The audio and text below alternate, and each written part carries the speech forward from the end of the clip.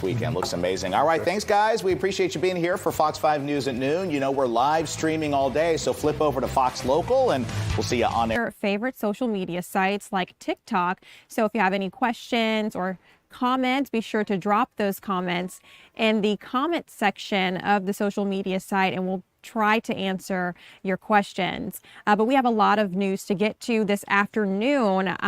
One story that broke overnight. So let's go ahead and bring in Tanya Mendoza, our assignment manager. She has a look at the story out of South Fulton. And it's a very tragic story, guys. 2 teens shot and killed. And Tanya, as we know, the suspect is still on the run. That's right, Jasmine. Our reporter Annie Mapp is out in South Fulton right now.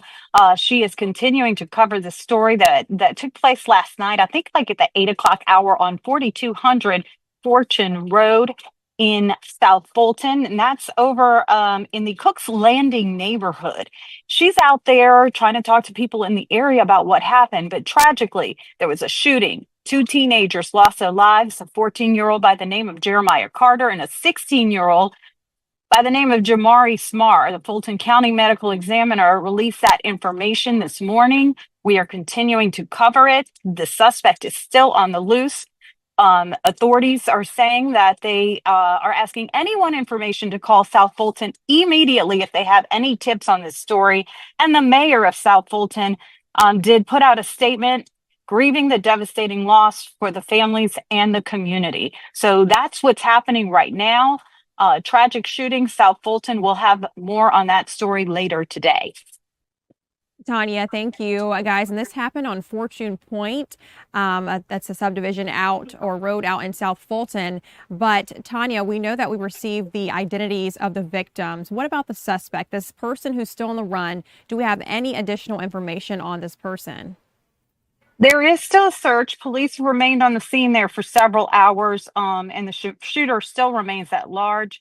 And motive is still unknown. I think that if you look in the video, there were towing what appeared to be maybe a white car in the video, but that, you know, we don't have information on how that's relevant. So once we get it, we will let everybody know.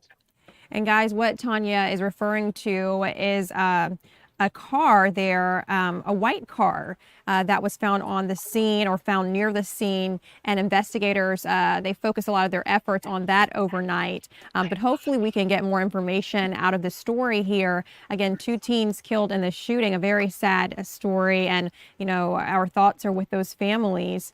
Tanya, let's move forward to another story, but it's out of Coweta County. And we talked about this earlier, that this specific situation happens a lot in that area. Marijuana smell leads to a police chase. Yeah, that's right. Well, so Coweta County is pretty famous for police chases, and our reporter, Doug Evans, usually covers them for us. So in this case, a man by the name of DeMarcus Rashawn Newsom, 42 years old, police say that they were driving near him on I-85 and basically smelled what they thought was marijuana. As they got closer to his car, the smell intensified. So they followed him, and I guess he pulled over into a lane and then accelerated. So basically a high-speed chase pursuit ensued, and they captured it on dash cam, which you're seeing right there. Actually, I think it was body cam, but they got that, and you see the chase right there. At the end of that video, you're going to see the suspect come out and kind of, not, I wouldn't say charge, but he seemed, altered. They go ahead, take him down, arrest him. They did, I believe it looks like they drew their guns and arrested him. So several charges for him. And I want to really quickly pull over my computer once we finish looking at that video. I'm going to show you on my computer right here, because we just got this mug shot. So here's a mugshot for Rashawn. I don't know if you can see it back here, but we are going to have that in Doug Evans' story. And then there were some charges, which were fleeing, attempting to elude police officers, improper turns, driving a divided highway, obstruction of law enforcement, and tampering with evidence. So all those charges are what he's facing, and we have the incident report. Doug Evans is working on that story.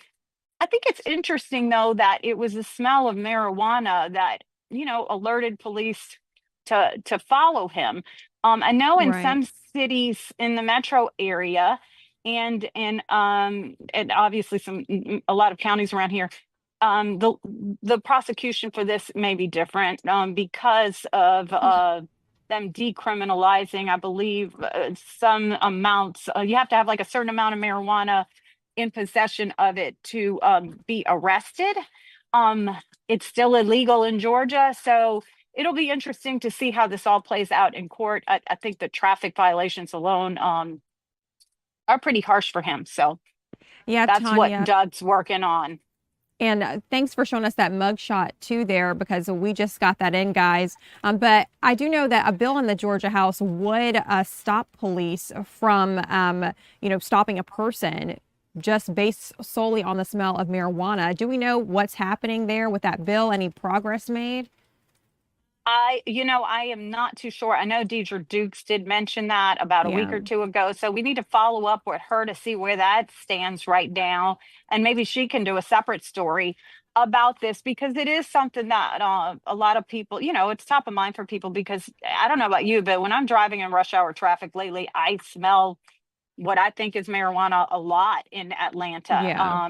And, it seems like it's a new norm. So we'll see how that plays out at the legislative session and get an update from Deidre on that. And now, Tanya, back to this case. No one was injured here, right? In this chase? No, Okay. nobody was injured. He was arrested. And that's about it right now on that story. Yes. He needs to go to court to see what happens next. Right. That's right, Tanya. Thanks for providing an update there. Now let's move forward to Fulton County, or to that area where a hospital could soon be built in that area. And I was speaking with you earlier about this. This area is a medical desert. So this could be some good news for people in that area. Yeah, that's right. So Fulton County leaders are voting today on a $900 million, 200-bed acute care hospital to serve South Fulton. They're actually supposed to vote any minute now. Angelique Proctor's at the meeting. We had a live picture there in the noon show, and we're going to continue to follow that. It would be good news for South Fulton, who is, people now have to drive over 30 minutes to an emergency room or to get care. So building a new hospital would be welcomed in that community. What I want to say today, I believe students and people from the Morehouse School of Medicine were speaking on behalf of this hospital. I think the timeline, though, if it passes, is in 2026 there'll be a freestanding ER expected to open in Union City, but the full service hospital completion is going to take 5 to 6 years of construction. So expect that about 2031 or 2032. All right. Yes. So some good information there, guys. And thanks for going down that timeline, because I was going to ask you, when is construction expected to start, and when can people start going to this hospital, especially since it's very important in an area that is considered a medical desert. So big news here. We'll see what comes out of that vote today. Thanks, Tanya, for joining our stream to talk about what Fox 5 is working on today. We're going to move forward now and talk about weather, guys, because it has been a bit chilly outside, a bit too cold for me. Too cold for you? Too cold for me. Okay, but by the time the week is all said and done, it will be too hot to handle. All right. Okay, we're about to turn up the heat. Let's take a look at the numbers right now, and it's a far cry from hot across the area. Temperatures, they are hanging out in the 40s. Is anybody at 50 degrees? LaGrange, congratulations, you're at 50 degrees at this hour. 49 for Atlanta and for Noonan. 44 from Blairsville to Gainesville. So a lot of progress in contrast to yesterday. However, we do have a bit of a wrinkle in the forecast. We have a system that is drifting southward as it moves across the Ohio and Tennessee River valleys. There is some wet weather associated with it, so a few scattered showers for our northernmost counties, but by and large, we're going to squeeze in another dry day thanks to the proximity of high pressure, which is to our south and to the west. A few more clouds tomorrow, so we'll have partly cloudy days over the next couple of days as a few waves basically flirt with us. Front even comes through on Saturday, but it does nothing in the way of producing rain chances. So for tonight, let's go back to the 30s. We got to do it once more, folks. The average low for this time of the year is 46 degrees. Atlanta will start you out at 38 tomorrow.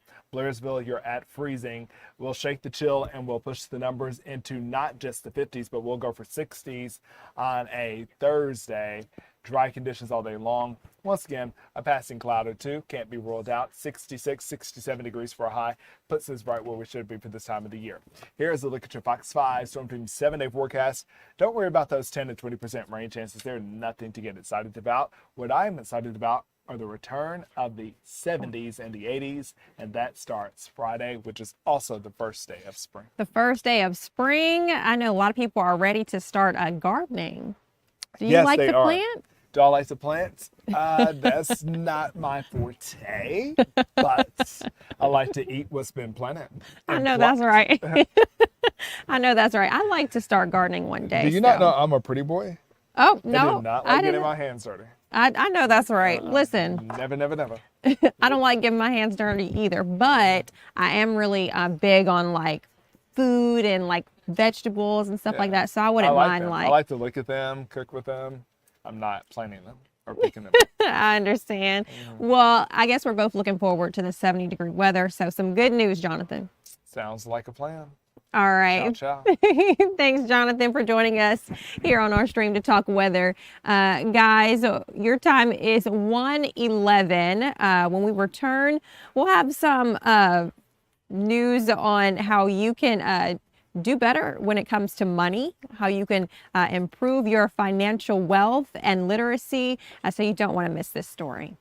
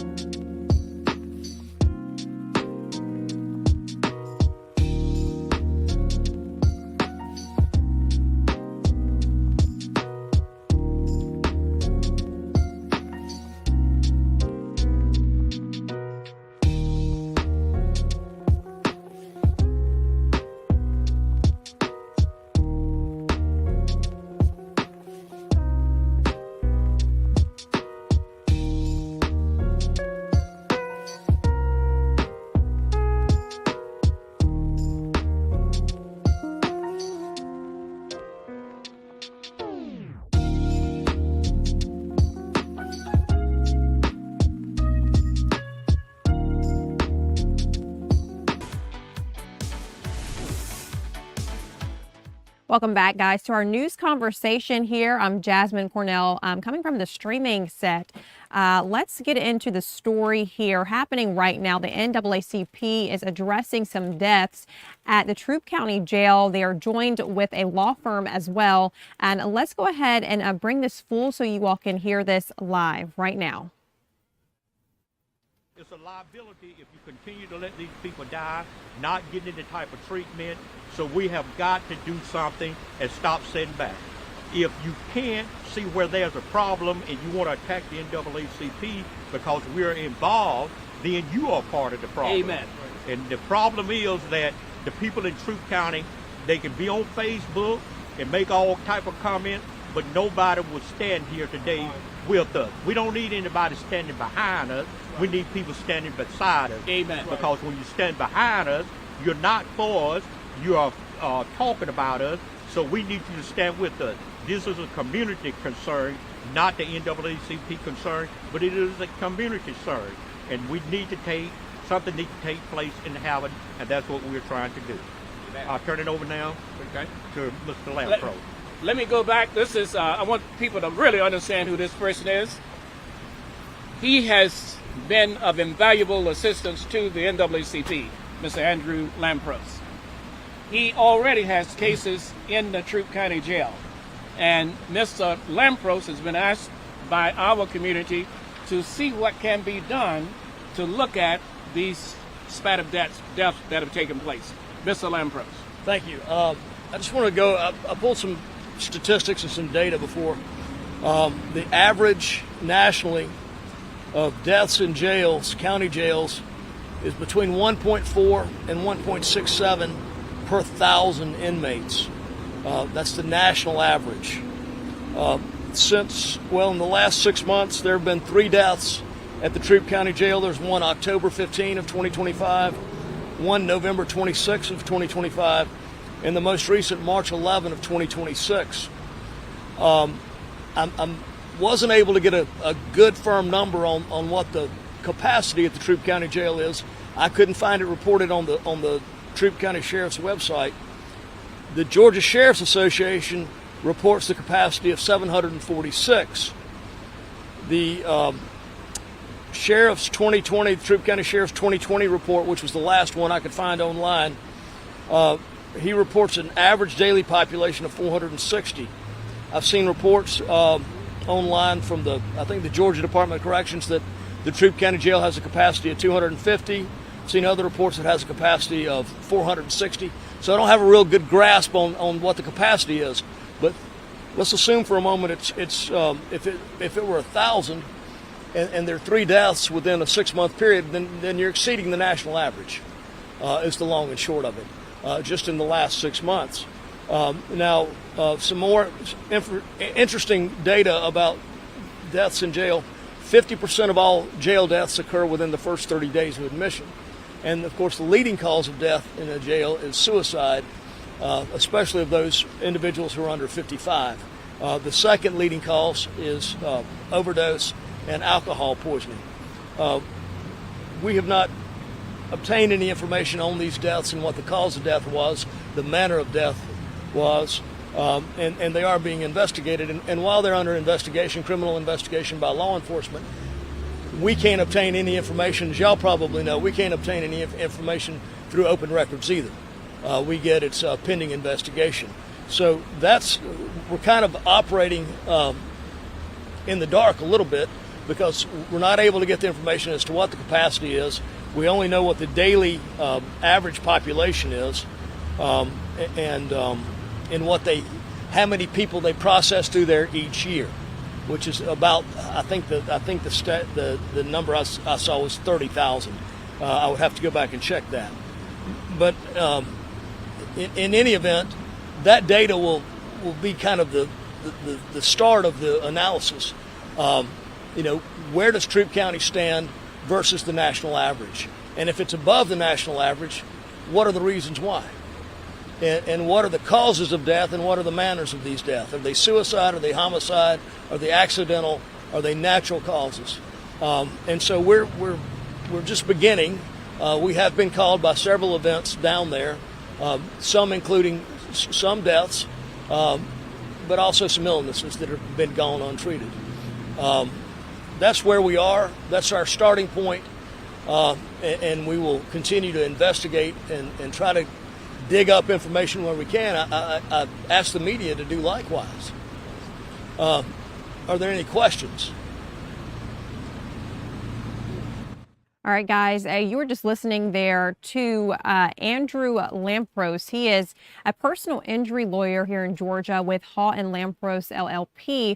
Again, speaking there at a press conference, addressing people about the recent inmate deaths at the Troup County Jail. They're saying that, they don't get a lot of information from authorities, from the GBI when they investigate these instances, and from officials on these inmate deaths, and this all causes a distrust between authorities and the community, especially for people of color, they say. So NAACP has released a statement on this, and it says in part, quote, even though it appears that the GBI has been asked to investigate these deaths over the past several years, their investigations, especially where people of color die under mysterious circumstances, cause some in the Black community to distrust the investigative agency. In fact, it is believed by some that the GBI has lost its ability to be an impartial arbiter in ensuring justice where deaths of Black people are concerned. That's what Troup County NAACP said in a press release. We will continue to follow the story, and you'll be able to see this live press conference on our website, but we did want to bring that to you live so you understood what was happening out of Troup County today. A big story there. Again, we'll continue to follow. Coming up next here, let's talk about money. We always need some tips and tricks on how to better save money, how to improve our financial literacy. And as you all navigate higher everyday costs, I mean, we're dealing with high gas prices, high food prices, all of that, and the ongoing economic uncertainty. Many people are taking a closer look at their financial habits. So I was able to speak with Adam Davis with Capital One, and he gave us some tips on how we can improve our finances and our financial literacy. Adam, thank you for joining us this afternoon. Tell us, what does financial literacy mean in everyday life? Thanks for having me. Everyone deserves to feel confident, capable, and in control of their finances. And at Capital One, we believe providing practical tools and insights to customers is one way to take that control. One way that I encourage everyone to start is doing a money audit by reviewing your recent transactions and identifying spending patterns. Whether it's through your mobile app or through other tools, it's essential to look at your full transaction history to see where your spend is going and whether it aligns with your financial goals and values. That is a good point there that you make. What type of resources can people use to do that? Yeah, automating your savings is one way to do that. It allows you to stay on track with your goals without adding an extra item to your to-do list. When the money moves on its own, you're more likely to stay on track.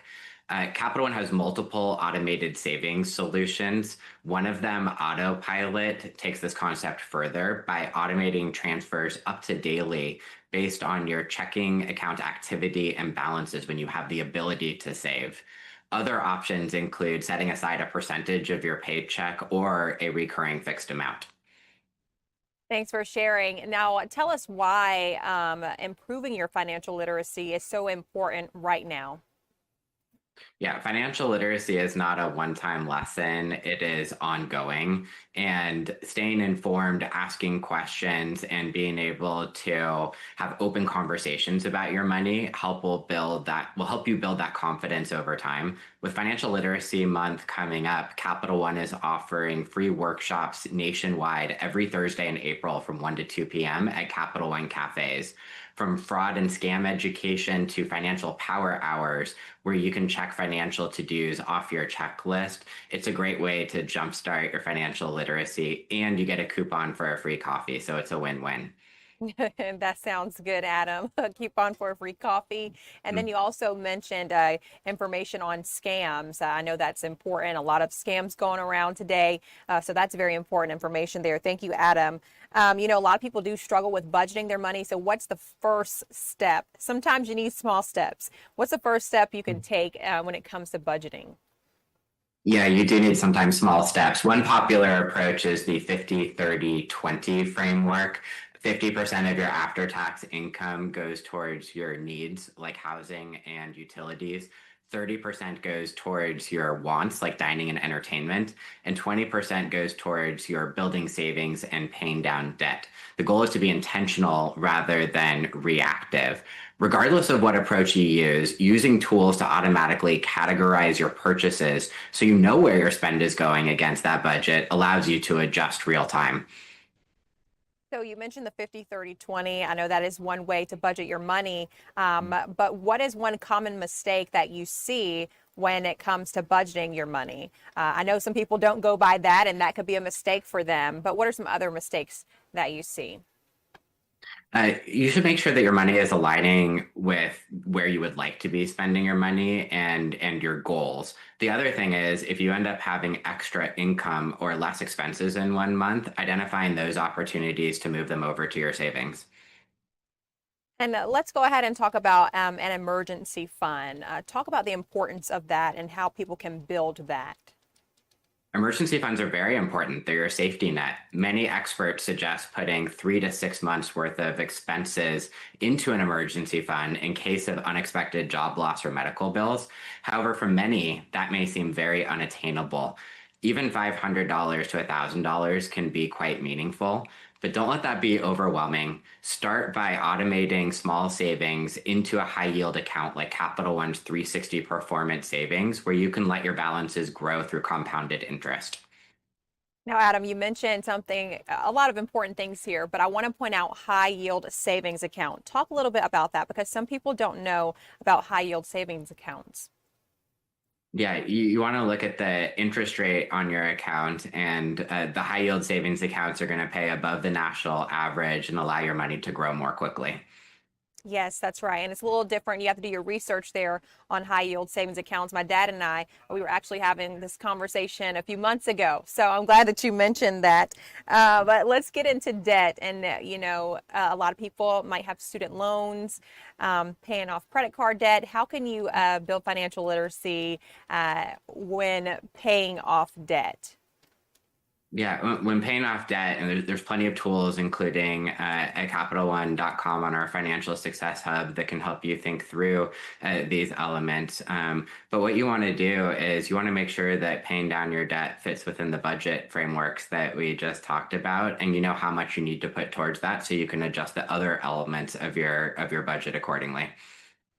And I do want to know, again, or what's one more piece of advice that you have for people who are trying to improve their overall financial wealth and health? Start small and build over time. Build financial literacy through those tools and try to use even small automated savings, even if it's just pennies a day, because it all adds up over time. All right, guys, that was Adam Davis there speaking on how you can improve your financial literacy and also pay off debt, guys. We're in an economy where a lot of things are expensive, including your gas and your food. So he gave some good tips for us to follow there, and I hope they were helpful for you as well. Still to come, we'll take you to a friendly competition between some neighbors. We're going to take you to the pickleball court. I don't know about you, but I do not know how to play pickleball, so I'm interested in seeing this competition.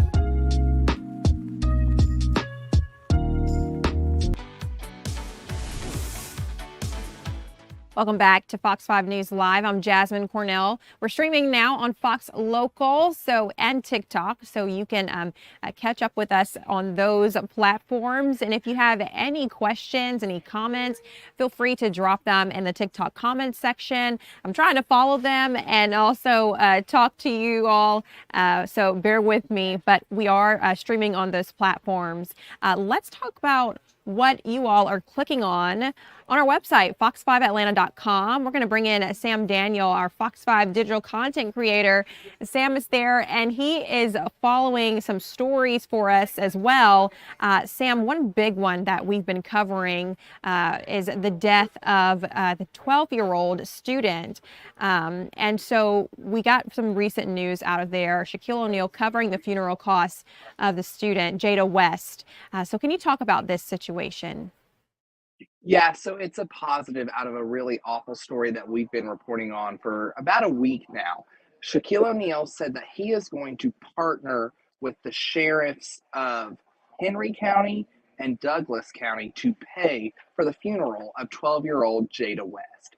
Now, Jada is a 12-year-old that died last week while she was in a coma.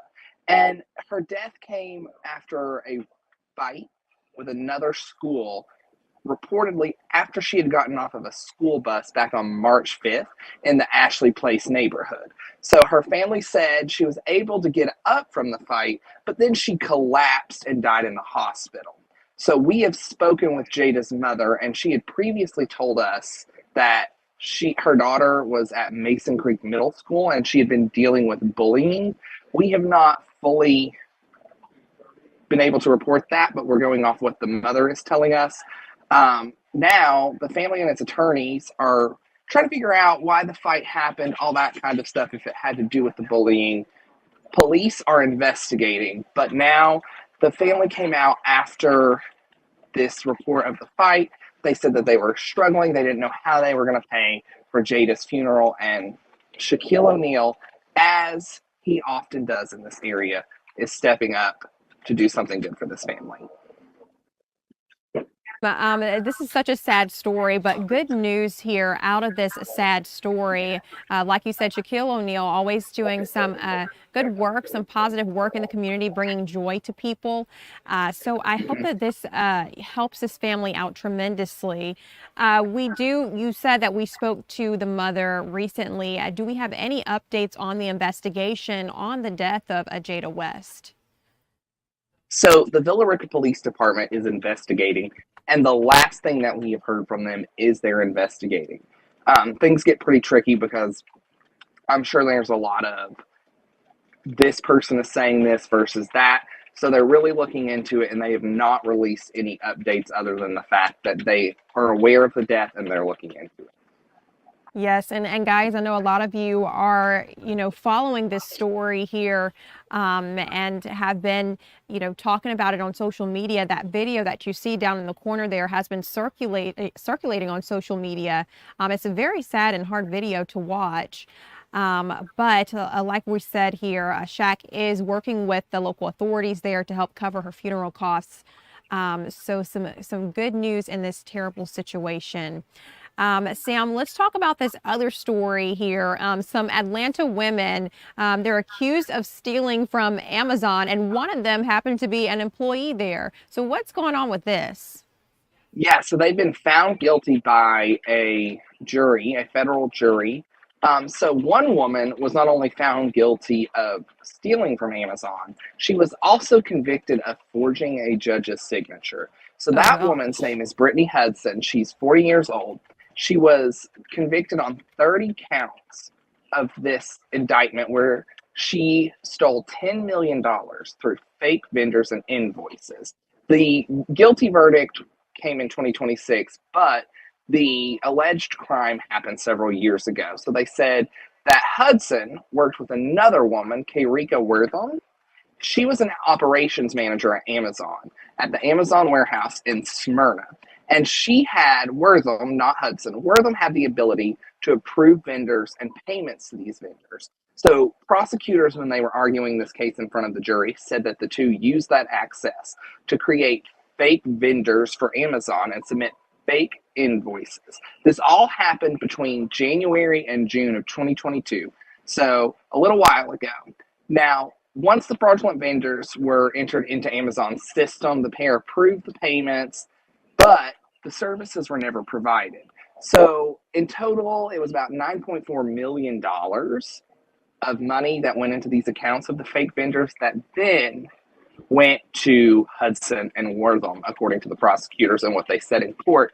So said this money went towards an extravagant lifestyle. They purchased a $1 million home in Smyrna, according to prosecutors. There were also multiple cars that you're seeing on your screen right now, a Lamborghini Urus, a Tesla Model X, and a Porsche Panorama, all very expensive products. So prosecutors were talking about greed and saying that the amount of money stolen was, in their words, staggering. So it talked about how Hudson used her personal relationships to steal millions of dollars from Amazon's. So apparently, too, this is where this fake signature gets in. This scheme is really in depth, according to prosecutors, lasts about 6 months. But it didn't end after that. A year later, in 2023, while Hudson and Wortham were out on bond, they falsely claimed that their case had been dismissed. Prosecutors said that they sent forged court documents bearing the signature of Chief U.S. District Judge Timothy C. Batten Jr. to a potential business partner. And they were just trying to say, hey, look, this case is no longer a thing, even though it was still going on. And they submitted doctored financial records to support this. So now they are both facing sentencing. Hudson will be sentenced on June 16th. And it's a case that felt like it went on for a while, but now it's done. And they are going to look at serious jail time. Yeah, definitely serious jail time coming here. And I did read, Sam, that their sentencing is on June 16th of this year. So, guys, we're expecting them to spend a lot of time behind bars for this. Now, somebody in the comments said forging a judge's signature is insane. Let's trade up 305. That it is insane. I'm gonna have to agree with you there, it takes because a crime to a whole new level for sure. Yeah, it takes it to a whole new level. Listen, I was afraid to forge my parents' signature, so forging a judge's signature is very, very bold. But we'll see what comes out of this, their sentencing and out of this investigation. The Secret Service, guys, is investigating this incident, so pretty big here. Let's move forward to another crime. A couple stole some lottery tickets, but they didn't win big, right, Sam? No, and so this story stood out to me because it's just a pure crazy amount. This couple that you can see some surveillance video that the Atlanta Police Department released allegedly stole 315 lottery tickets. That is a whole lot of lottery tickets. I've since found out that if lottery tickets are stolen, they can't count even if they do win. So that was something interesting for me to find out. But police said that this burglary happened back on January 5th, so 2 months ago. And it happened at a convenience store on Allison Court Southwest. We looked at the block number they gave us. There were several different convenience stores there, so I'm not sure 100% which one it happened at. But while they were inside, and you'll see it when it loops back, the surveillance video released by police show the couple, they kind of sneak in a hunched position and then walk behind the counter. At that point, police are saying one of them, they've never said if it was the man or the woman, stole cigarettes as well. So they started investigating it, and they later decided that the people responsible were Martell Johnson, who's 28, and Gabrielle Murray, who's 31. They searched for them, and then on March 10th, an Atlanta police officer saw a car that they believed they were in a subway parking lot, so they decided to stop them. They stopped the car. They arrested both Johnson and Murray at gunpoint and then searched their car. So that's then where police said they found 315 lottery tickets that had been stolen, $5,000 in cash, and several packs of cigarettes. So now both of them have been arrested, booked into the Fulton County Jail, and they are charged with second-degree burglary and theft by taking. Oh, this story is pretty crazy. I'm curious to know, were any of the stolen lottery tickets winners? No, police didn't say. I was kind of hoping like one of them had been like a big lucky winner or something, but nothing like that. I mean, my coworker and I, Joyce, who you see sometimes on the stream, always talk about playing the lottery. So this really stood out to me this morning when I came in and I saw this post on Facebook by the police department that 315 lottery tickets had been stolen. That is a lot of lottery tickets, guys. 315. Phew. Well, this couple tried to win big, but they did not win big here. No, and that's the Atlanta Police Department said, because apparently, I don't know if they were married or not, but they were a couple according to police. And their Facebook post kind of stood out to me as cute and cheeky. The headline was, "Till jail do us part." Oh my goodness. So I really like that.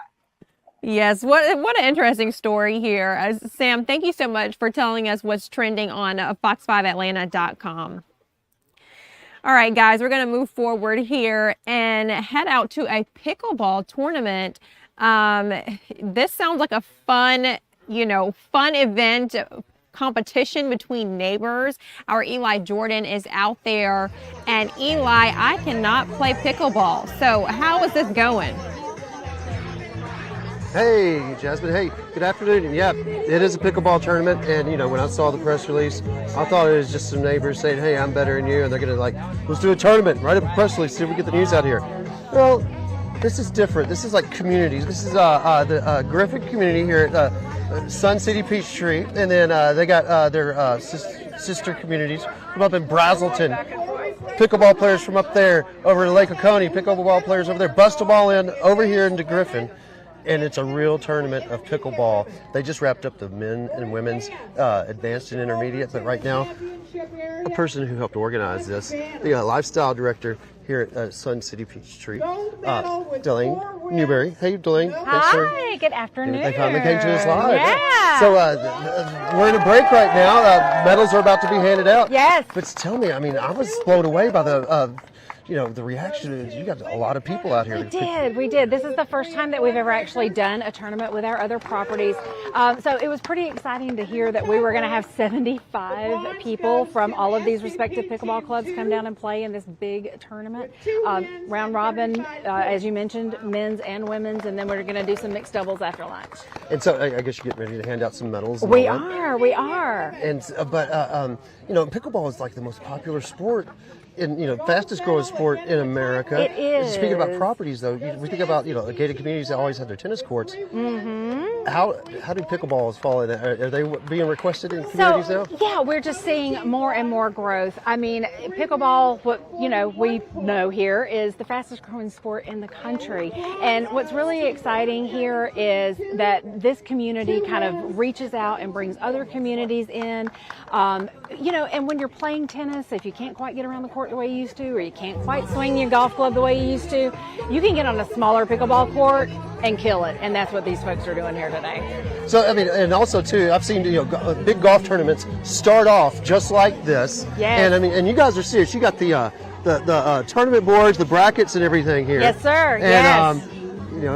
Got the communities here, and right now it looks like Sun Peachtree City. Yep. Sun Peachtree is winning. Right now, Sun City Peachtree is the winner. And but then we got the I guess the mixed doubles, advanced and intermediate after the lunch break. That will be telling the story for sure. Once we have our mixed doubles, we'll know who's taking home the big trophy. And speaking of the the tournaments, do you guys foresee this? You guys would be open for this to grow, wouldn't you? I mean, absolutely. I mean, this has been kind of a great little test case, but this is definitely our best case scenario.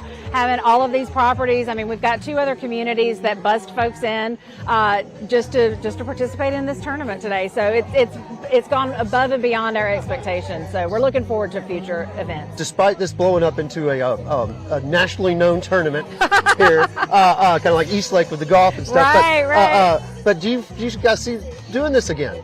Oh, absolutely. I mean, we're already, while this has been going on, we're already talking about how we can make this better and bigger next year. So for sure, this will become a tradition for us. Well, this is really awesome. For the first time you guys doing this, this is wonderful turnout. Thank you. And this is more than just some dudes sitting in their lawn and in their chairs over beers. It really is. Looking for bragging rights. But yes. this has turned out great, and we got the mixed doubles coming up next, and they're wrapped up with the team stuff, and they're about to hand out the winter medals and all that good stuff. And that's what's happening here in Griffith right now. It's a first pickleball tournament for these communities, and it's a huge success. Jasmine? All right, Eli, yes, this sounds like a lot of fun. I always love when these type of events happen in a community, bringing communities together and also encouraging people to move their bodies. So this is pretty cool here. I'm curious to know if you play pickleball or if you know how to play. No, I played some pickleball, but I haven't played pickleball. I play badminton, which is a little bit of pickleball is a derivative of a badminton, but no, I haven't played any. I kind of get, winded just watching them play out there. So I'm not a participant in pickleball, but it does have some nice sounds to it, the popping of the paddle and the ball and stuff. All right, Eli, that sounds good. Thanks so much for bringing us this event and talking about it. Hey, guys, that looks fun. I don't know how to play pickleball. I see some of you in the comments saying, looks fun. Woo, I agree. It does look fun, but I have no clue on how to play pickleball. But your time now is 1:46. Coming up, an out-of-this-world experience at Georgia Tech. We'll get to take a look of a moon replica. We'll be back in a few minutes.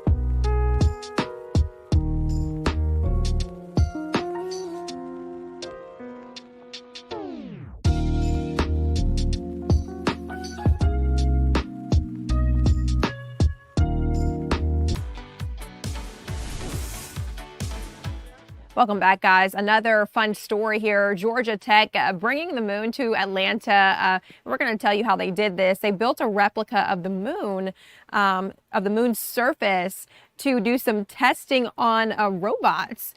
So interesting story here, very scientific. Our Chris Rosenthal has a look at this initiative out of Georgia Tech. Well, hey, I am on the surface of the moon today. Well, okay, maybe not the surface of the moon, but I'm here at Georgia Tech at the Aerospace Robotics Lab, where they've created a replica of the surface of the moon here to test robots that might one day end up doing very important research on the moon. So let's find out a little bit more about this.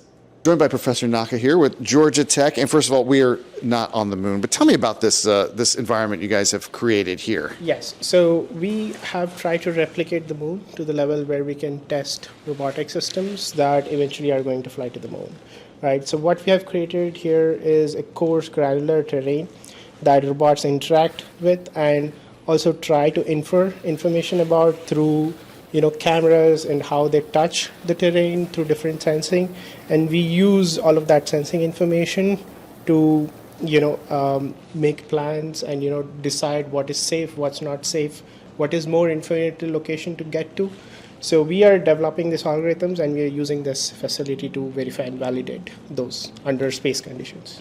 And this is kind of the closest we can get to the moon here on Earth for these purposes. You can modify this environment too for different slopes and things, huh? Yes, that's correct. So we are capable of landscaping this environment to be testing different kinds of technology. So one of the challenges is how do the rovers drive on large slopes? So we landscape this to create craters with large slopes, and we test different gait patterns that our robots are capable of doing. Gait patterns would be how these robots walk and crawl in different settings. So we landscape it, create the settings, and test our control algorithms and verify if they're able to actually achieve this driving capability. Well, why is this important to do all of these tests? I mean, I guess when you're up on the moon, you have problems. You can't really call a mechanic, huh? Yeah, that's correct. So there are multiple problems that could happen when you're on the moon, right? So one of your wheels could get stuck. And these rovers are, capable of thinking if something got stuck, the two options, right? One, you pick up your leg and get out of it. The other option is if the wheel has failed partially, you want to gracefully degrade, meaning you want to perform the remaining tasks to the best of your ability. So creating those scenarios and testing our algorithms in these scenarios actually helps us, increase the technology readiness level. And these things, they'll drive themselves. They think for themselves, huh? Yes. They collect the information, decide based on the information using a combination of machine learning and control algorithms, and then make decisions on those. The cool thing about this is they're able to assess the risk of making a decision, and we use control theory to be able to do that. This is something that that you could take to NASA maybe one day, and it might, yes, these things may end up on the moon one day. Yeah, that's the hope, right? So we are testing this fundamental technology to answer some fundamental research questions and increase the technology readiness level. Once it gets to a point, where this is technology readiness level 4, where we tested it in kind of a relevant environment, which is this, and then we can start working with NASA to test in more realistic environments where the terrain is more granular, the terrain is far more deeper, which changes the geotechnical nature and affects differently how we develop algorithms. So this is a proof of concept, and we replicate both how the rovers look at the environment and partially how they feel the environment. And from there, we're going to work with NASA and other agencies. And about 20 students are participating in this program. They range from aerospace students, mechanical engineering, and computer science. And again, they are collaborating with NASA on these projects. And maybe one day we'll get to see these robots on the moon. Back to you. All right, that's a pretty cool initiative there. Testing out autonomous robots in a moon environment. That's at Georgia Tech.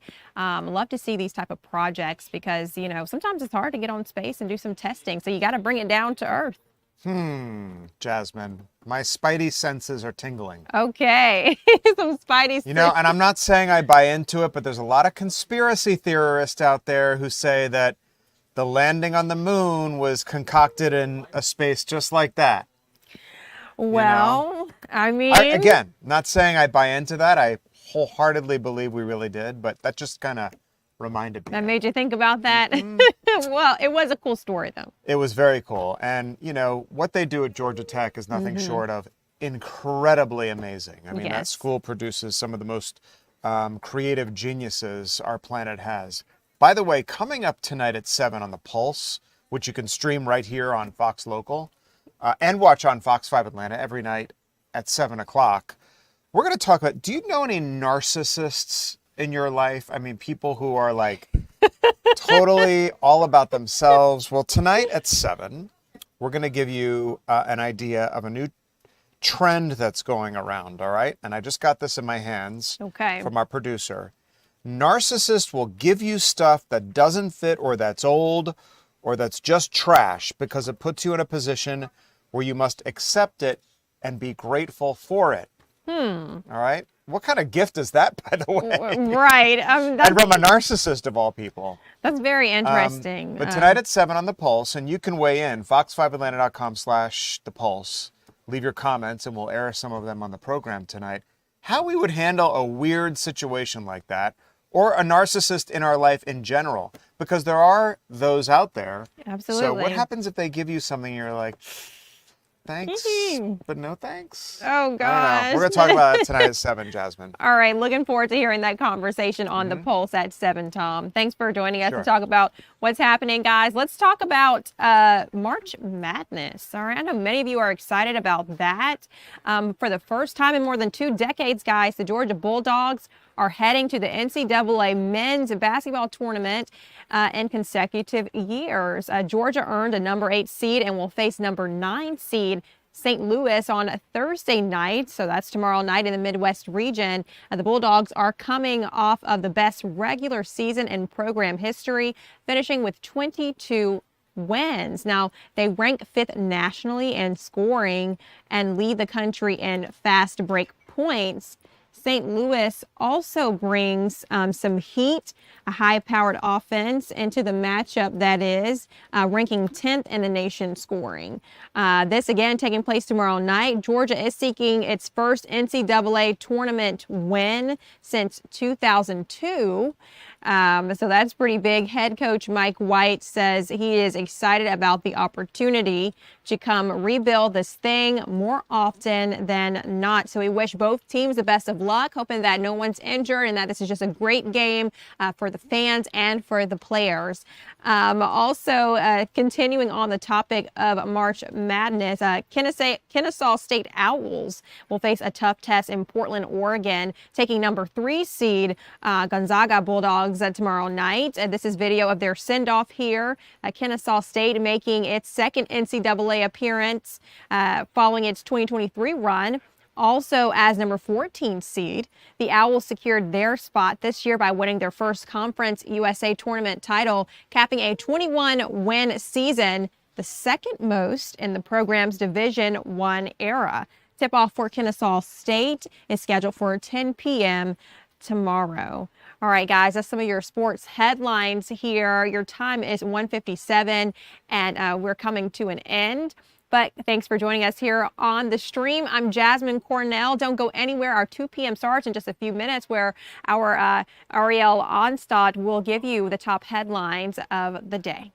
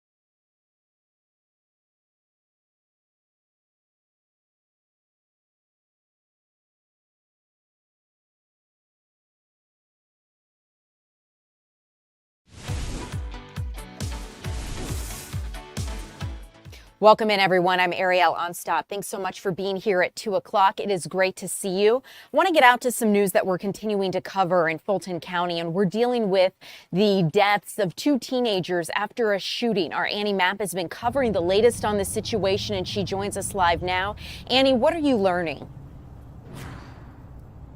Ariel, the Fulton County medical examiner has identified those 2 victims as 16-year-old Jamari Smar and 14-year-old Jeremiah Carter.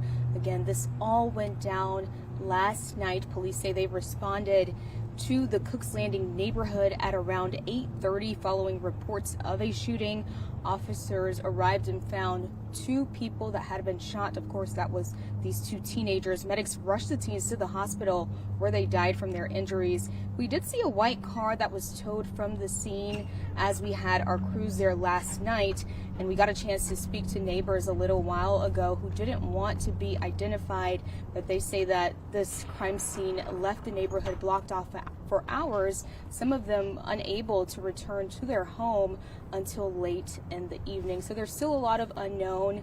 Ariel, South Fulton Police was planning to give us an update on this situation this afternoon, but we were just told that that has now been canceled. Again, no arrests have been made so far, and 2 teenagers are the victims in this case. Ariel.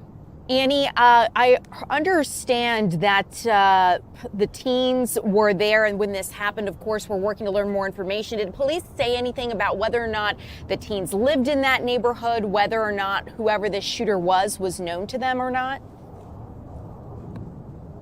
Yeah, so we aren't sure if the shooter was known to the teenagers. What we can confirm is that the teens did not live in that Cooks Landing neighborhood. We're unsure what they were doing there exactly. Again, this was all around 8:30 at night. So those are still some of the details that we are working to figure out. Hopefully we will get some updates from police soon. Okay, Annie, thank you so much. As we get more information, we'll be sure to check in with you when we get anything else. As a final question to you, anything else that you are pulling at, any threads, big questions that you have as you're trying to work this story, besides, of course, what we're all wondering, which is who is responsible? Yeah, Ariel, I think we want to figure out if the teenagers were possibly in that white vehicle that we saw being towed from that scene when this crime happened. Again, there's still a lot of unanswered questions. People we spoke to say there are a lot of teenagers that live in the neighborhood, so we don't know if they were there possibly just visiting someone and something happened. So there's still so much unknown at this time. Much for keeping us updated. I really appreciate your reporting, and as we get any new information, we'll be sure to check back in with you. As we continue here at 2 o'clock, you guys, I want to continue covering some stories we're following here in our newsroom, and right now I seem to be having trouble rolling the banners there at the bottom of your screen, so just listen to my voice and I'll coach you along as we cover some big news of the day. So one of the stories that we're following involves Shaquille O'Neal now stepping up to cover the funeral costs for 12-year-old Jada West. As many of you now know, she is the 12-year-old who was killed after a fight outside of her school bus. And her family has just been, as you might imagine, devastated by her loss. They say it happened after bullying, and they say that bullying was a big factor in her death ultimately. So Shaquille O'Neal is now working with the local sheriff's office to try to cover her funeral expenses. He and his partners say they're coming together to support West's family as they are demanding an investigation into her death. Now, West's family is maintaining she had been bullied since starting at Mason Creek Middle School. And right now they're trying to figure out more as to what they can do to get answers in her death. We've heard from their lawyers, her attorneys here recently as to how they're working to get more information from an autopsy and other details in the fight to try to understand if anyone should be held responsible. You are taking a look. You saw just a bit ago, we blurred it, but it was video from outside of that bus stop that's now gone viral. Her family and attorneys have given us permission now to use that video as they continue their investigation. But ultimately, Shaquille O'Neal says that He wants to make sure Jada West's final arrangements are not a burden to her family and that they are taken care of. So we'll continue to keep you updated on this story, but this is something that we are following as of right now. And if anything changes or there's any other things that you can do to help, because I know so many of you have asked, we'll let you know. I also want to let you know that in Cartersville, we're continuing to follow a developing story where the Georgia Bureau of Investigation is now investigating an officer-involved shooting. This happened Tuesday afternoon in Bartow County. The gunshots rang out around 3 o'clock in the afternoon at the intersection of Georgia Highway 20 and Interstate 75's overpass there in Cartersville. Authorities blocked the intersection and diverted traffic to I-75 as that investigation did continue into the night. No information fully yet as to what led that deputy to fire their weapon, but the GBI, as is standard, is now taking over the investigation with this officer-involved shooting. We're working to figure out what situation led up to this, but a lot of people who lived near the intersection said that they were scared to hear those bullets, and of course, not knowing what was going on, it definitely made them concerned. So as we get more information as to what happened here, we're going to let you know. As we continue here, I also want to let you know that two Atlanta women are now being convicted of stealing $10 million from Amazon. A federal jury convicted them of orchestrating a multi-million-dollar fraud scheme. It targeted Amazon and included the forging the signature of a federal judge. Brittany Hudson, who's 40 years old, was found guilty on all 30 counts of the indictment. She stole nearly $10 million through fake vendors and invoices, and a verdict was returned March 13th. This year, following that trial in federal court, and Hudson and her partner in crime brazenly stole nearly $10 million, according to U.S. Attorney Theodore S. Hertzberg. Now, the federal jury, he says, put an end to her greed by returning that guilty verdict on all 30 counts.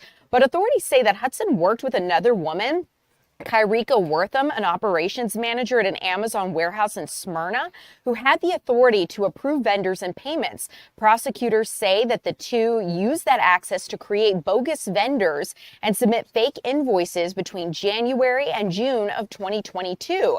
So pretty crazy, especially when you consider investigators say they used the money to fund an extravagant lifestyle like the purchase of nearly $1 million home in Smyrna, multiple luxury vehicles like a Lamborghini, Tesla Model X, and Porsche cars as well. So this is something we'll keep you updated on, but as of right now, these women have been convicted in this scheme. Let's continue to move on because a significant development is happening today in the health care of members who live in our county here in Fulton. I want to let you know that we are taking a look at a vote from Fulton County commissioners to add another hospital here in the southern part of our county. Our Angelique Proctor's keeping us updated on that. Angelique, what are we learning this afternoon? Well, good afternoon to you, Ariel. This is a historic day in Fulton County, a great day, as several commissioners said today. They voted unanimously to approve this hospital, not only the construction of it, but the funding of a new hospital in South Fulton.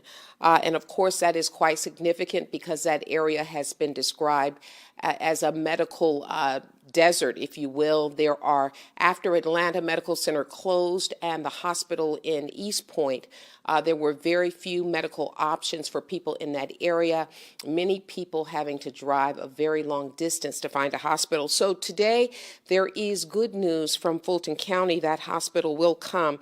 Now, it will take 5 to 6 years to build it, so it is not an instantaneous thing, but it did happen. Another surprise today, Morehouse School of Medicine showed up in a huge way today. They had not only faculty and staff and managers, they also had 100 students that came with them today. Many were residents as well with Morehouse School of Medicine, and they wore their white coats to sort of dramatize their position that they wanted to be included in this new hospital.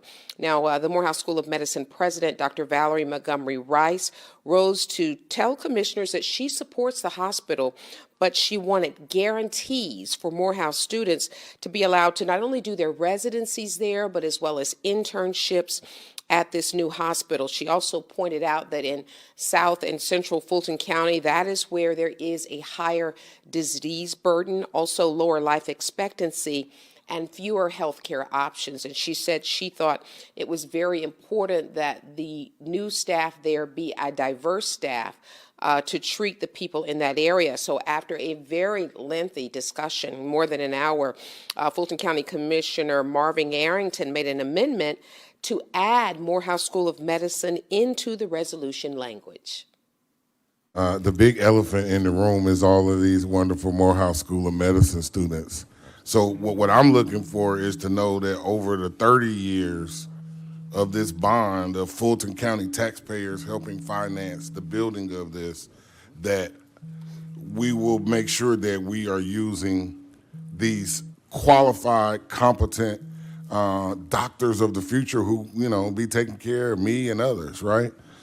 We need to make sure that they are at the table. So I'm gonna make a motion to amend the resolution to include working with Morehouse School of Medicine, Emory School of Medicine, and any other local schools of medicine. And again, that resolution with Commissioner Arrington's amendment did pass unanimously here. So this is a phenomenal day for Fulton County. But one of the main things I wanted to mention, now the hospital will be on Campbellton-Fairburn Road in Union City. It's much needed. It will be 200 acute beds there. And they also said today that it will employ some 2,000 people. But the one thing that I heard over and over again, almost from every commissioner, is that this is merely a first step, that there need to be additional hospitals in South Fulton, not one, not two, but even more than that. And so they said that they expect more, the residents deserve more, and that apparently is going to be on the agenda of many of the commissioners that were in the room.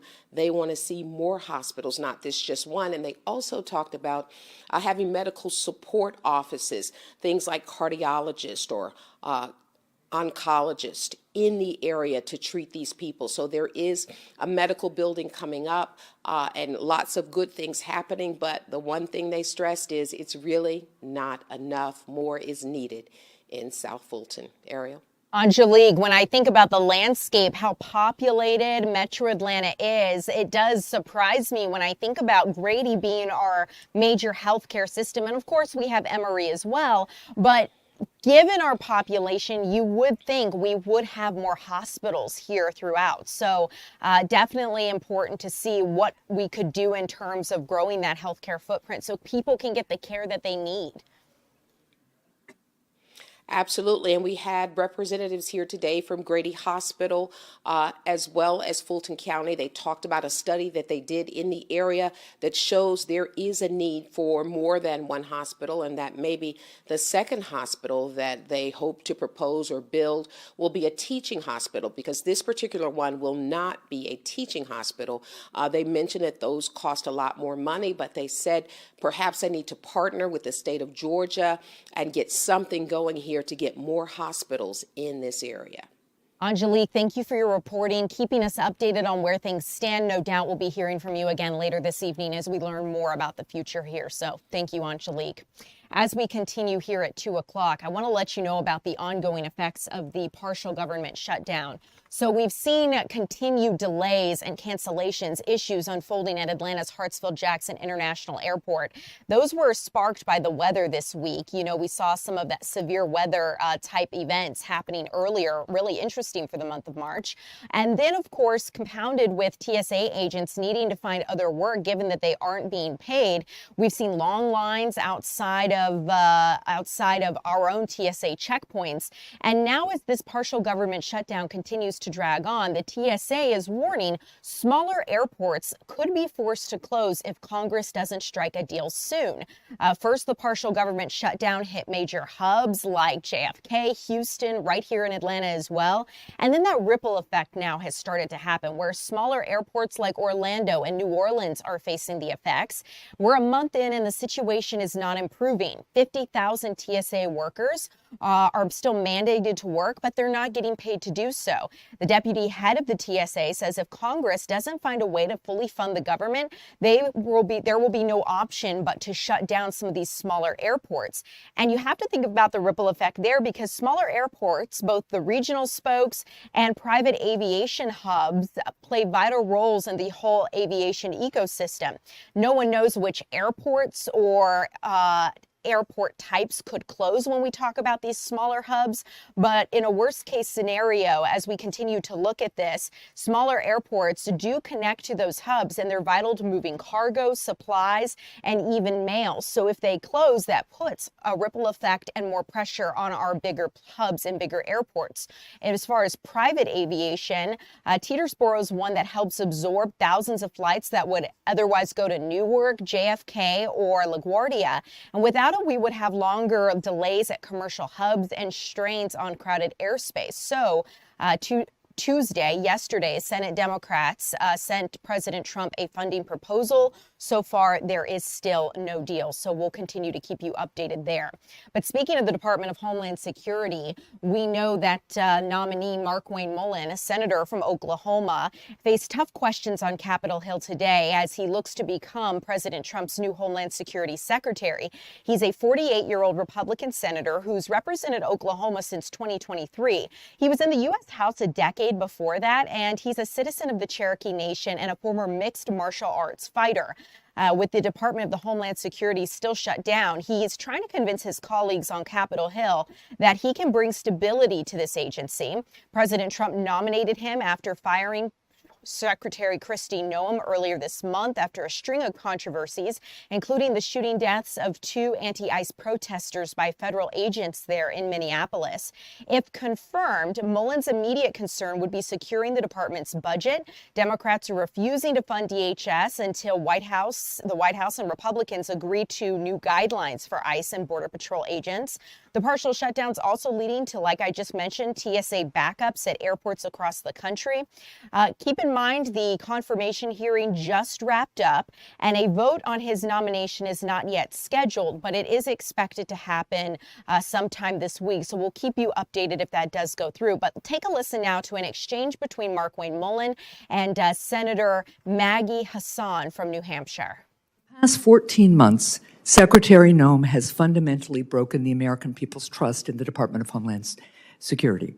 The top priority of whoever leads this department next must be to rebuild this trust. If confirmed to lead the department, how will you be different from Secretary Noem? Senator, I think I've said this in a private conversation too. I love Senator Noem's family, and I consider them friends. But everybody has different leadership styles. And throughout my businesses, when I would have to transfer one manager to the next or one executive to another area, and you bring in a different one, they all have different management styles. My management style is empowering people. And as I said in my opening statement, I want to protect the homeland. I want to bring peace of mind. And I want to bring confidence back to the agency. I'm not going to be the smartest guy in any room I walk into, but I know how to get talent, and I know how to bring those people together. Let me interrupt you again. I'm sorry, sir, because our time is limited. But let's be really clear. What Secretary Noem did was give the green light to lawless behavior. Are you going to give the green light to lawless behavior? I will operate within the parameters and the policies and the laws that you guys set for me. And the Constitution of the United States. Of course, the Constitution the Fourth of the United Amendment, States. among other things. Of course, the Constitution of the United States. I'll swear to uphold that when I get sworn in. But be very clear, I don't get to choose the laws that I enforce. You guys pass the laws. I enforce those laws. Right. And the reason why we haven't had... shooting a protester who was exercising his First Amendment speech and carrying a lawfully licensed gun is not a lawful behavior. So you were listening there as Senator Hassan and Senator Markwayne Mullin discussed the ICE protests there on Capitol, or rather discussed the ICE protests that happened in Minneapolis, and that unfolded their discussion on Capitol Hill today. Now, coming up, because we've got a lot of things still here to come at 2 o'clock, I want to talk about the lawmakers now subpoenaing Pam Bondi, our Attorney General, to testify to the Department of Justice's handling regarding the Epstein files. We're going to talk about that. We're also going to talk about some intelligence leaders leaders who've testified on Capitol Hill today. Very busy day, but first, we're going to get to your weather forecast with meteorologist Alex Forbes. That's straight ahead.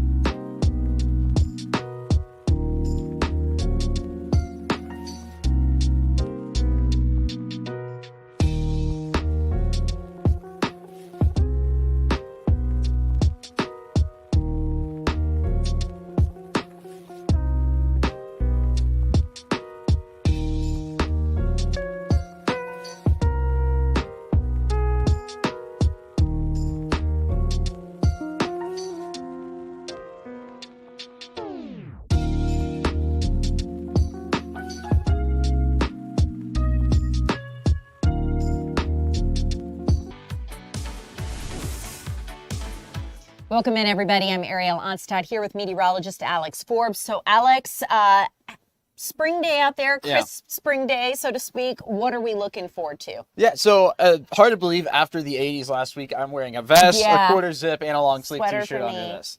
So it was cold this morning, a cool afternoon, but the story is that it's not here to stay. Okay. And I think that's the story often here in Georgia, right? But this time it's going to be a serious turnaround. So here we are at 2:25 in the afternoon, and it's still only 51 in Atlanta, 49 in Dalton, 45 in Blairsville, 48 over in Athens, and 54 in Eatonton at this hour. So that area of high pressure that you see down in lower Alabama and in the Florida Panhandle, that is what's responsible for keeping us on the cooler side for the moment. Now, as we get later in the week, notice our winds shift directions here, begin to come out of the south.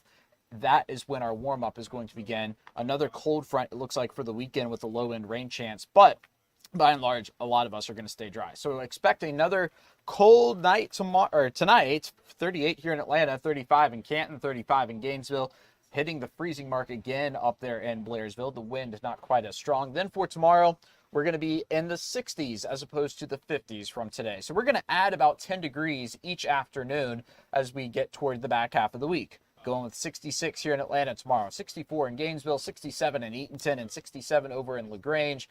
And then we get to Friday, we're at 74. We're at 79 on Saturday, 82 on Sunday. If we were both wearing this on Sunday, we'd be going, what in the world? But look at Tuesday there, and Wednesday for that matter. Notice we get back down into the 60s. That's not necessarily a cold front coming through, meaning, no, we're not necessarily looking at storms. It's that pesky wedge pattern that we get with the cloud cover and the breeze and the cool temperatures.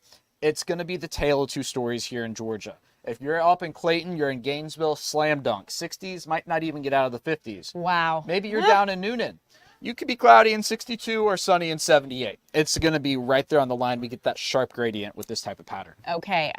This is just that time of year where you got to be prepared for anything. Yep. I would not have thought 30 degrees or cooler, but apparently that's part of the relay that Georgia loves to play with March us. in Georgia. And, it's important to remember that this could even happen in April. Yeah, this is so true. Right.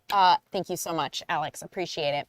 All right, guys, let's continue on because some of you have asked about the latest with the Epstein files, and I want to tell you where we stand. So As of today, Attorney General Pam Bondi has been subpoenaed to answer questions from Congress about how the Justice Department is handling a sex trafficking investigation into Jeffrey Epstein. There are also lawmakers want to ask questions about how the DOJ has handled millions of files related to Jeffrey Epstein. Now, Bondi was ordered to appear for a deposition on April 14th by the House Committee on Government Oversight and Reform. It was supported by 5 Republicans. The Justice Department's failure to fend off the subpoena from this Republican-led committee underscores the widespread discontent among President Trump's own base over how Pam Bondi has managed the review and release of this trove of documents. A lot of people have voiced their concerns as to what the United States is doing to investigate some of the people named in the files. And one of the things that Representative James Comer from Kentucky, a Republican and the leader of this committee, says is, quote, "The committee has questions regarding the Department of Justice's handling of the investigation into Jeffrey Epstein and his associates and its compliance with the Epstein Files Transparency Act," end quote.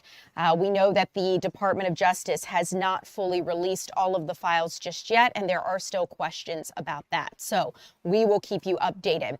I also want to let you know that top intelligence leaders testified before the Senate today, and they answered questions about a multitude of issues. We heard from Director of National Intelligence Tulsi Gabbard, seated next to her FBI Director Kash Patel, as well as the Director of the CIA. We'll continue to keep you updated on this, but Gabbard did update the committee on the intelligence community's annual report on worldwide threats. She also discussed the war with Iran and shared that the spread of Islamist ideology may pose a threat to the United States. Take a listen to what she had to say today. The intelligence community assesses that Russia, China, North Korea, Iran, and Pakistan have been researching and developing an array of novel, advanced, or traditional missile delivery systems with nuclear and conventional payloads that put our homeland within range. The regime in Iran appears to be intact but largely degraded due to attacks on its leadership and military capabilities. Its conventional military power projection capabilities have largely been destroyed, leaving limited options. Iran's strategic position has been significantly degraded. Even if the regime remains intact, the IC assesses that internal tensions are likely to increase as Iran's economy worsens. The spread of Islamist ideology, in some cases led by individuals and organizations associated with the Muslim Brotherhood, poses a fundamental threat to freedom and the foundational principles that underpin Western civilization.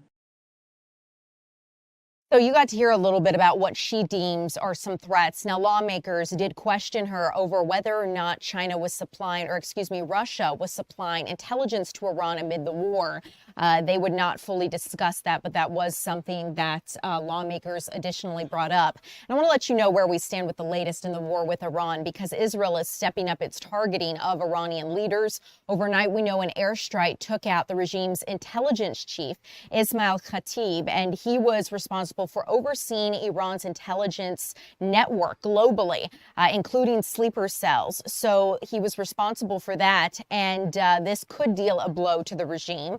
The United States is also escalating its strikes on Iranian targets, and this comes just after the Israeli military killed more than a dozen government officials, including Ali Larijani, thought to be the country's de facto leader, while their newly minted supreme leader is recovering.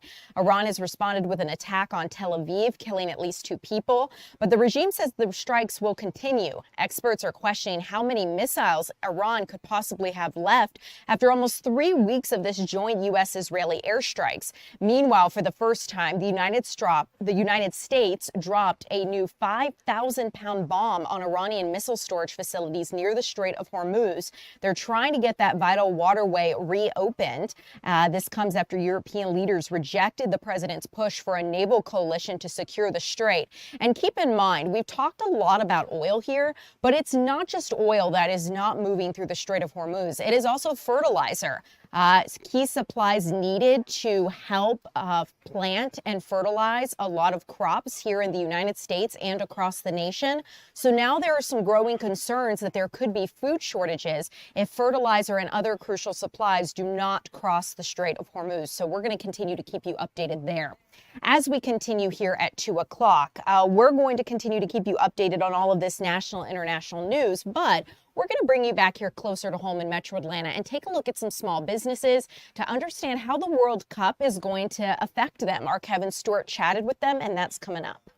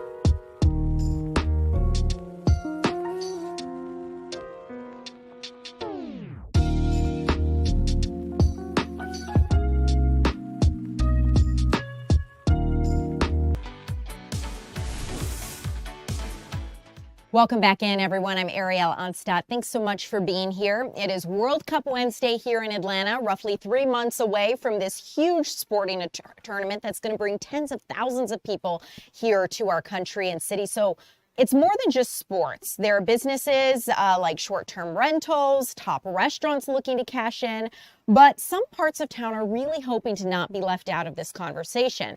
Our Kevin Stewart joins us live to talk about how small businesses are trying to grow from the World Cup. Kevin, what are you learning from your discussions with them? Well, this is a really interesting time to get a good sense of just how big the economic impact is on Atlanta, just the city alone. We're told by Invest Atlanta we're looking at about $503 million. So obviously people want to get in on that action if you have a business. And because most of it seems to be centered around Buckhead, Midtown, South Downtown, with all the developments there. Yesterday the City Council approved a measure to allow for open containers in that particular area. There are businesses across the city that want to get in on that action. One of those commercial nodes is right here in Southwest Atlanta, Cascade Heights.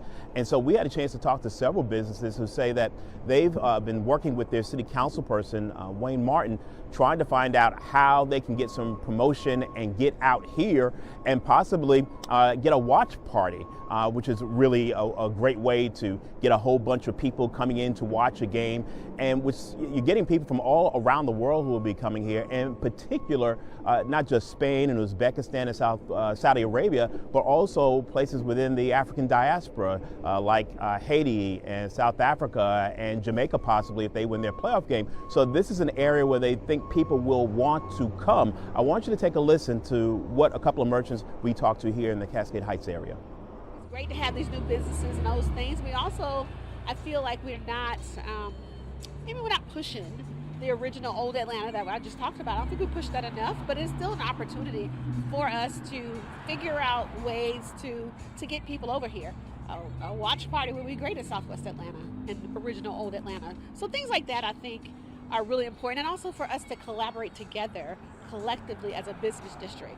Because when people know that there's more than just, okay, a coffee shop that serves Haitian coffee, or an ice cream shop that just serves more than soft serve or whatever, something that may be, you know, interesting or appealing to other international travelers, it gives them a reason to stay in the district. Not just come and visit one part of the district, but stay in the district. So maybe, I mean, we've also talked about possibly doing tours and things like that to show, you know, some of the historical homes and the legacy that lives here. The World Cup is bigger than the Super Bowl. You know, we're expecting a lot of people to come into this neighborhood. We're in close vicinity to the airport. There's tons of Airbnbs in this area. So we really want to tap into the crowd that's going to be staying here.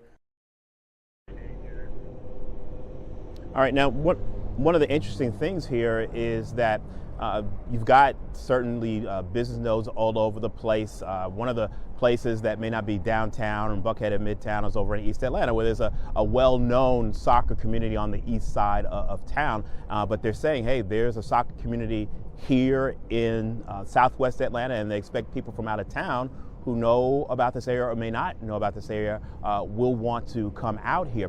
One of the things that the councilman did tell me is that while certainly anybody could throw a party, but to get the official FIFA World Cup licensing stamp on that is going to be a little more complicated because it is a special designation. So obviously that comes with a lot of cachet and marketing to drive people out here, and that may be something that may take a little more finessing, I would say. So he's saying that probably they're working on that, but they won't know probably until early May if that's going to be possible. Ariel?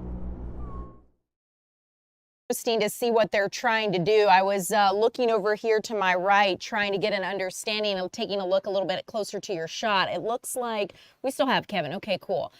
So Kevin, it's interesting to see how these businesses are trying to get that licensing and that designation, because I can imagine, especially when you're a small mom and pop, it takes a little bit more time. You don't have some of the deeper resources that, say, a big company might have. So I hope that these businesses are able to still cash in, feel the effects of all of these people who are going to come visit our city. No doubt you'll continue to keep us updated as this moves forward. So Kevin Stewart, thank you so much. I'll let you get back to news gathering. We want to make sure we don't miss our Victor Prieto, because he's going to keep us up to date on something that is unfolding. I want to get out to him live. Victor, I understand you're in Buffalo because Georgia basketball is going to be in the 2026 NCAA tournament. Tell us about what we're looking forward to. Yeah, Ariel, how are you? We're here in KeyBank Center in Buffalo. You see Howard basketball is just finishing up their practice right behind me. The Michigan Wolverines, they're the 1 seed in Georgia's bracket. They're going to come onto the court now. Buffalo, I mean, it's March Madness. It's one of the best times of year, college basketball, where everything means more. It kind of matters more. One game and you're out. And Georgia makes it to the NCAA tournament for the 12th time in program history. They're coming off the best regular season ever, 22 wins, a program best, and now their reward, they'll get placed against the Billiken St. Louis, the number 9 seed. Georgia was the number 8 seed, so they'll be playing here on this court in Buffalo Thursday at 9:45 p.m. Basketball for Georgia. I hate to put you on the spot. Who do you have going all the way? Have you filled out your March Madness bracket yet? Yeah, I haven't filled it out yet. You know, I have to do the research first and everything. Unfortunately for Georgia fans, I don't think it's Georgia. Hey, maybe it's March. Maybe there's a chance. But we'll see. Duke's really good this year. The Gators might go back-to-back. March Madness is always so much fun. And, I mean, anything can happen. That's the fun part about it. We really could see crazy upsets happen. I know Kelly will be super happy. Our Kelly Price will be super happy if the Gators make it really far this year. But Victor, what are some of the challenges you think are unique for Georgia? What will they have to overcome? Some weaknesses, some strong spots that they have? Yeah, so this matchup is actually really exciting. So Georgia and St. Louis are two of the best offenses in the country. It's actually the only matchup in the round of 64 where both teams are ranked top 10 in offense. Georgia, 5th in the country in points per game. St. Louis is 10th. So there's going to be a lot of points, a lot of running. On the flip side, the weakness for Georgia, their defense and their rebounding. They're going to have their hands full with St. Louis's center, Robbie Avila. He was the A10 Player of the Year. He's St. Louis's leading scorer and leading in assists. They run the offense through him. It's going to be a very big challenge to kind of stop him and see what they can do. But Georgia basketball, this team has proven they're good at home. Obviously, they won't have the home stadium and the home court advantage here in Buffalo. But they can get the ball. They can score a lot. So, I mean, if you can outscore your opponent, you can win the game. Amen. Victor, thanks so much for giving us a sneak peek. Looking forward to it. I'll let you go. I know you got some interviews to get to coming up, so thanks so much for joining us here live. We appreciate you. As we continue here at 2 o'clock, guys, we are going to take you out here coming up next to a community where some residents are trying to get some bragging rights in a little sport of pickleball. We've also got some other things to talk about, like maybe if we have time, how Georgia Tech is creating a surface of the moon to test robots. That's coming up.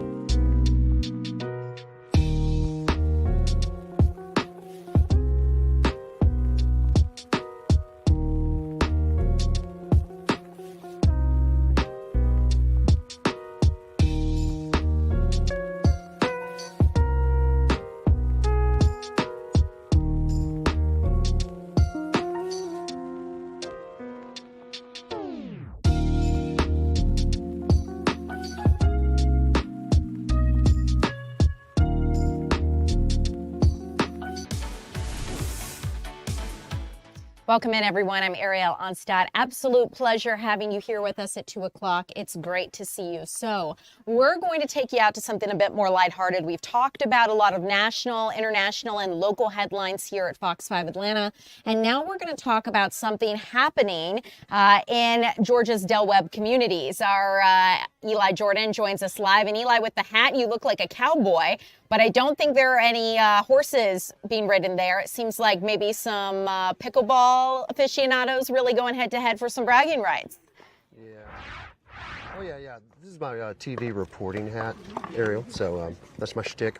And also with my shirt that I wear all the time. But yes, I am over in Griffin where they're having their very first ever pickleball tournament. And this is over, it's in a 55 and plus community, the Sun City Peachtree. And they're competing against their sister neighborhoods from Brazelton and Lake Oconee. And this is the first tournament, and they have one heck of a turnout. There are over about 100 people here, observers, players.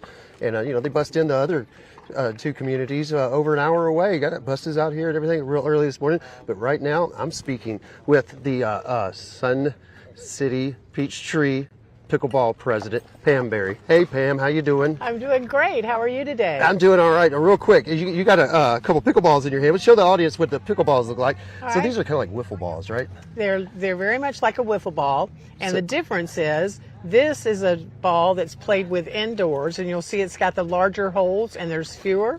And this is an outdoor pickleball, and it can have up to 40 holes. So it can't be caught by the wind as easily. Exactly. And then so, we got the pickleball paddles here, and they're very lightweight. So absolutely. So tell me, you've never played pickleball until you moved here, correct?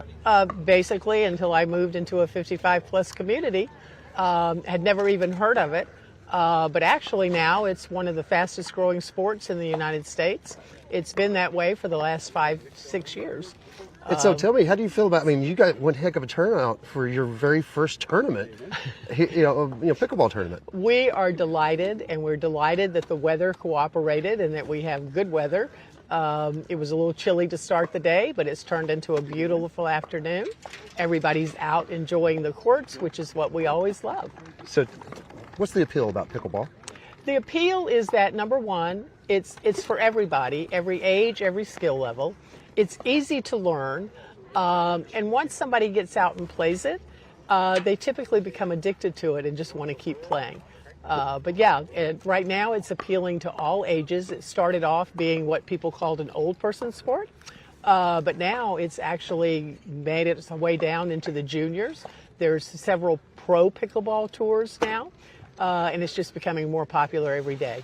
Do you hope to maybe advance this tournament a little bit further? I've told several people I've covered, golf tournaments, say, or tennis tournaments that are in gated communities, and this is just as good of a turnout as any other, and that's how big tournaments start. Yeah, right now we're just looking at doing it with our 2 sister communities, and if it expands in the future, we would be delighted. And we may, in fact, decide to put on a few more here in Sun City Peachtree because we have lovely amenities, great atmosphere and support from all of our people in our HOA, and our pickleball club, which today has over 400 members in it. Wow, 400 members. That's great. Now, real quick, just so people know a little bit about pickleball, it's played on a tennis court. It's played on a modified court.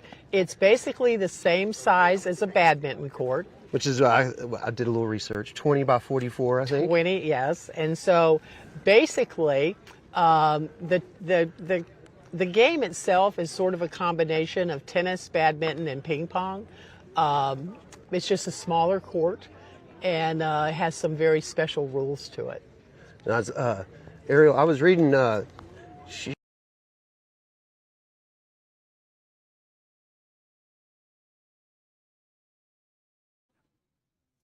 Eli, your shot just froze. I heard you say you were reading that and then it froze. So I'm watching to see if your shot loosens and we can come back to you.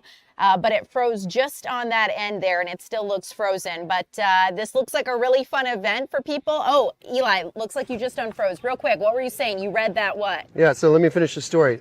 So in 1965, they invented it. And, it was a mismatch of a bunch, badminton, ping pong, and tennis. Well, the inventor's wife, she was a rower, and she says, that seems like a pickle boat. A pickle boat is like the last boat where you get a bunch of mismatch rowers, oarsmen, and put them in a boat.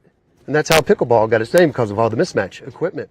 And so there you go. And then they named the dog Pickles after the pickleball. So there you have it. But yeah, this is going on all day. They are in the doubles tournament right now. Okay. And they have just opened up the bar.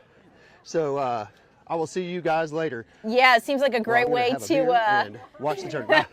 It seems like a great way to spend a Wednesday. So don't envy, or rather, I do envy this assignment. This seems like a great place to be. So Eli, I'll let you get to it. We'll see you back here coming up at 3 o'clock. But for those of you curious about what pickleball is, it's taken over a lot of different tennis courts, much to the purist chagrin.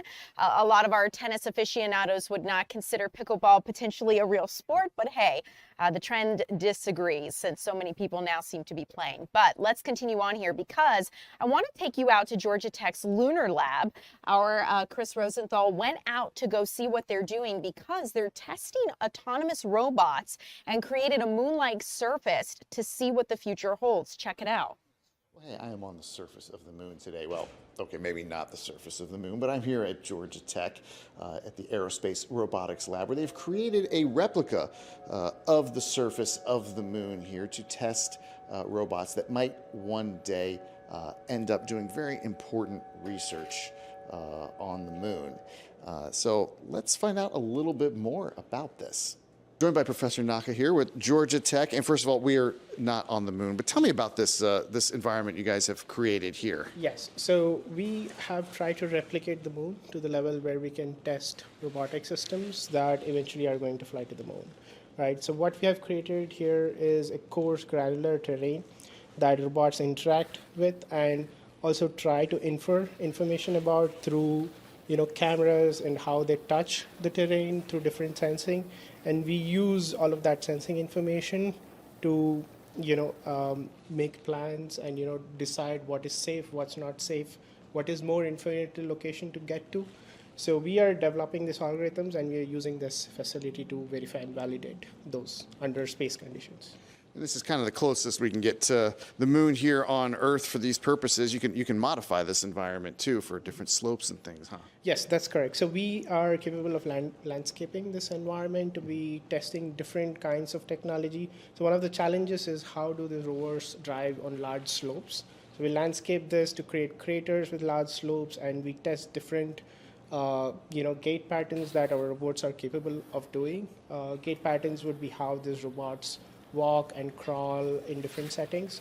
So we landscape it, create the settings, and test our control algorithms and verify if they're able to actually achieve, this driving capability. Well, why is this important to do all of these tests? I mean, I guess when you're up on the moon, you have problems. You can't really call a mechanic, huh? Yeah, that's correct. So there are multiple problems that could happen when you're on the moon, right? So one of your wheels could get stuck. And these rovers are, capable of thinking if something got stuck, the two options, right? One, you pick up your leg and get out of it. The other option is if the wheel has failed partially, you want to gracefully degrade, meaning you want to perform the remaining tasks to the best of your ability. So creating those scenarios and testing our algorithms in these scenarios actually helps us, increase the technology readiness level. And these things, they'll drive themselves. They think for themselves, huh? Yes. They collect the information, decide based on the information using a combination of machine learning and control algorithms, and then make decisions on those. The cool thing about this is they are able to assess the risk of making a decision, and we use control theory to be able to do that. And you guys are designing some of the software and designing some of the hardware for these as well. Vincent here, tell me, you got this you made yourself. I mean, tell me a little bit about this here. Yeah, so as Professor Naka was mentioning, sometimes if your rover gets stuck, it doesn't actually have the multimodality or the dexterity to get out of that position. So this right here is a robotic leg or a rover leg that I've been developing with a wheeled attachment at the end, a wheeled end effector we call it, to be able to actually remove yourself exactly from those positions and to unstick yourself from more granular media or high slip media where your rover may fail. You guys made this all yourself. I mean, how does it feel to know that maybe one day this might be on the moon? Hopefully, very humbling and very proud. Yeah. And about 20 students are participating in this program. They range from aerospace students, mechanical engineering, and computer science. And again, they are collaborating with NASA on these projects. And maybe one day we'll get to see these robots on the moon. Chris, thanks so much for letting us know about this. It seems super cool. I want to switch gears here and get to some breaking news. We're just getting an update on a story. Let's go back to that shooting in Cartersville. I know we have some video from that situation, but let's talk about what we're learning because we just got a news update from the GBI. Agents with the Georgia Bureau of Investigation are looking into this officer-involved shooting in Bartow County. We now know that Justin Eric Hardin, a 45-year-old man of Canton, Georgia, was shot and killed. No deputies were hurt during the incident, but it was a Bartow County Sheriff's deputy who was believed to have fired those shots because, according to the GBI, preliminary information indicates that yesterday, March 17th, around 3 o'clock in the afternoon, Bartow County deputies and Bartow-Cartersville Drug Task Force agents tried to execute an arrest warrant and a vehicle stop in connection to a drug investigation in Hardin. That vehicle stop was started in the parking lot of the Days Inn Motel off Highway 20 there in Cartersville. Agents say that Hardin drove off from the initial stop and was chased by deputies a short distance before deputies performed a pit maneuver on the SUV under the overpass, and that would be that intersection of Interstate 75 and Highway 20. Once deputies stopped the vehicle, they gave commands for the occupants to exit. A woman identified as Angela Green, a 44-year-old woman of Ackworth, Georgia, did get out of that vehicle, according to police, and she was taken into custody. However, police say Hardin did not listen to the commands to exit. Deputies deployed OC spray into the vehicle to try to get him out. He did not comply, and deputies then approached the car, broke the driver's side window, and tried to remove him from that vehicle. They then further say Hardin pointed a firearm at the deputies and shot at them. So then they say deputies shot Hardin, and he was pronounced dead at the scene. A large amount of methamphetamines were found in the vehicle, according to the GBI, and Green was arrested in connection with this drug investigation. He was taken into the Bartow County Detention Center. We know that an autopsy will be completed next, and the GBI is going to conduct their own independent investigation, and it will be given over to the Bartow County District Attorney's Office for review. So that is the situation here. For those of you curious about what unfolded in Cartersville yesterday, I know a lot of you were wondering what was going on. We'll keep you updated there. As we continue here at 2 o'clock, we just got that breaking news, and we have more to come with Tom Haynes. Tom, peek your head in. We got you right here. Okay, so we have like 20 seconds. Real quick, what you got? But big story coming up. This man accused of killing his girlfriend, who also happened to be a Gwinnett County deputy, in court today. So we're going to check in with Tyler Finger right off the top here at 3 o'clock to see where we are in this case and what is next, really, and how it proceeds. Okay, well, looking forward to that, Tom, and thank you guys so much for being here. More to come.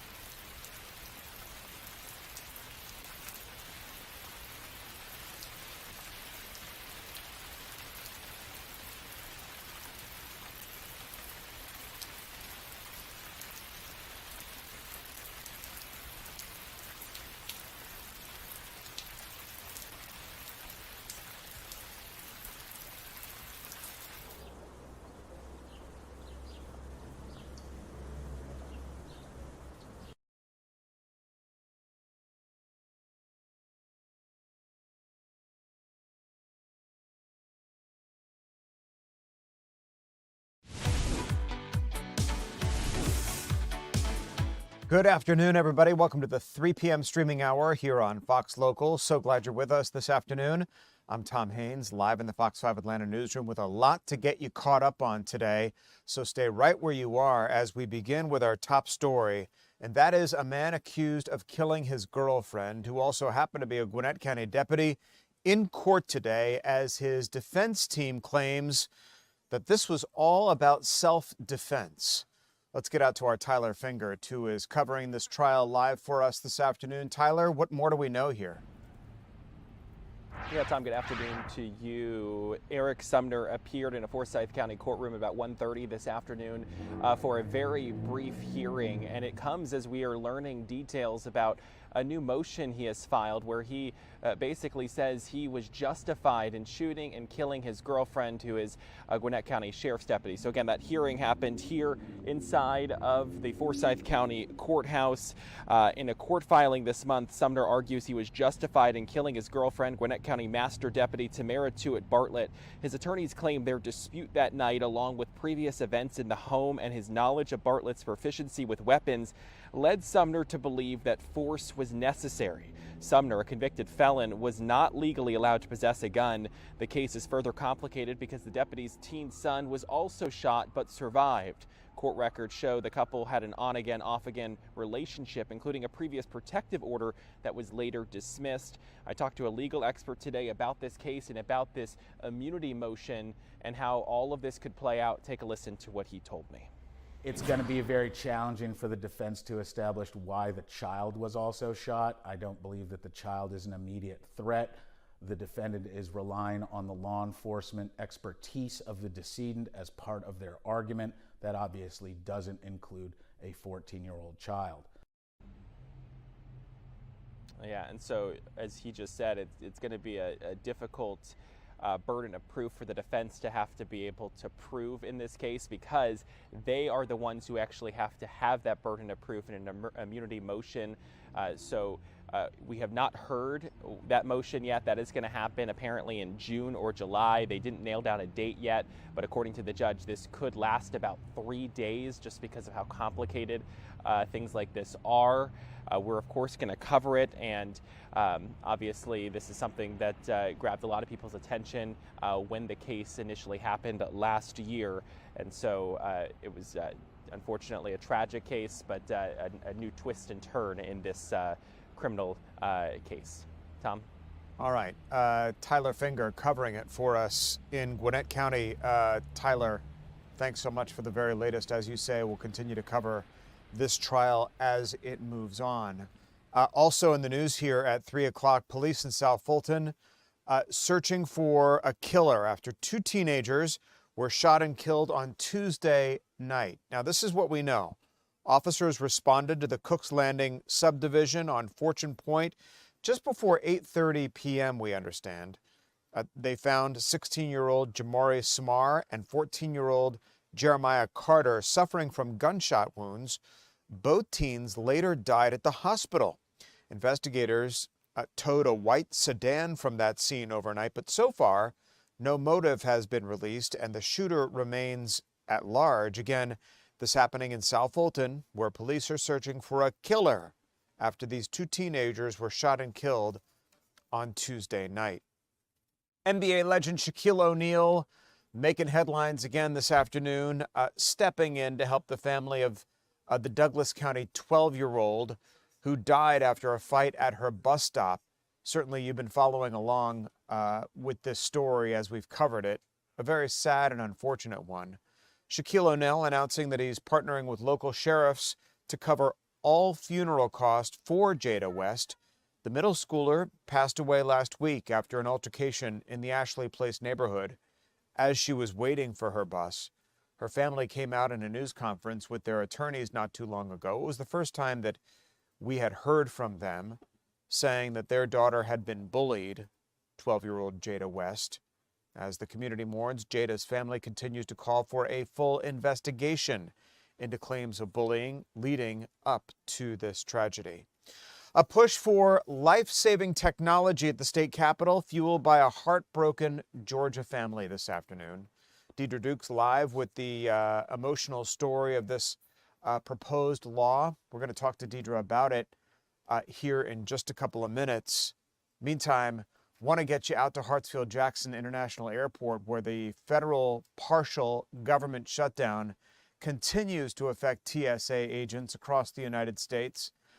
This having officials floating the idea of actually shutting down smaller airports all right, in order to be able to conserve their resources. This is how bad the situation is getting in some areas, because there's certainly not enough manpower to support the effort to get these TSA agents on the front lines of the airport to screen people to be able to get them to their flights.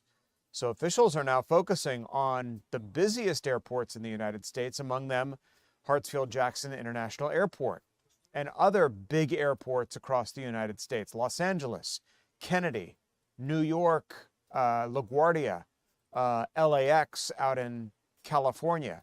These are the priorities, and there's actually talk right now of shutting down some of the smaller airports across the United States. Of course, that would wreak further havoc on the travel system, as if things aren't bad enough already.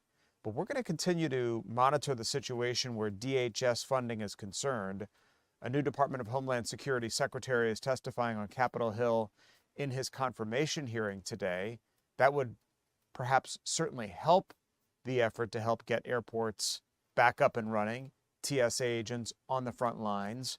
But this all comes down to funding and whether Republicans and Democrats can agree on the terms by which to get TSA workers back to work and getting their paychecks, once again, something they've gone without for at least the past week. I want to get you back to the state capitol now, where we were talking about that story just a second ago, and this push for life-saving technology at the state capitol, fueled by this heartbroken Georgia family.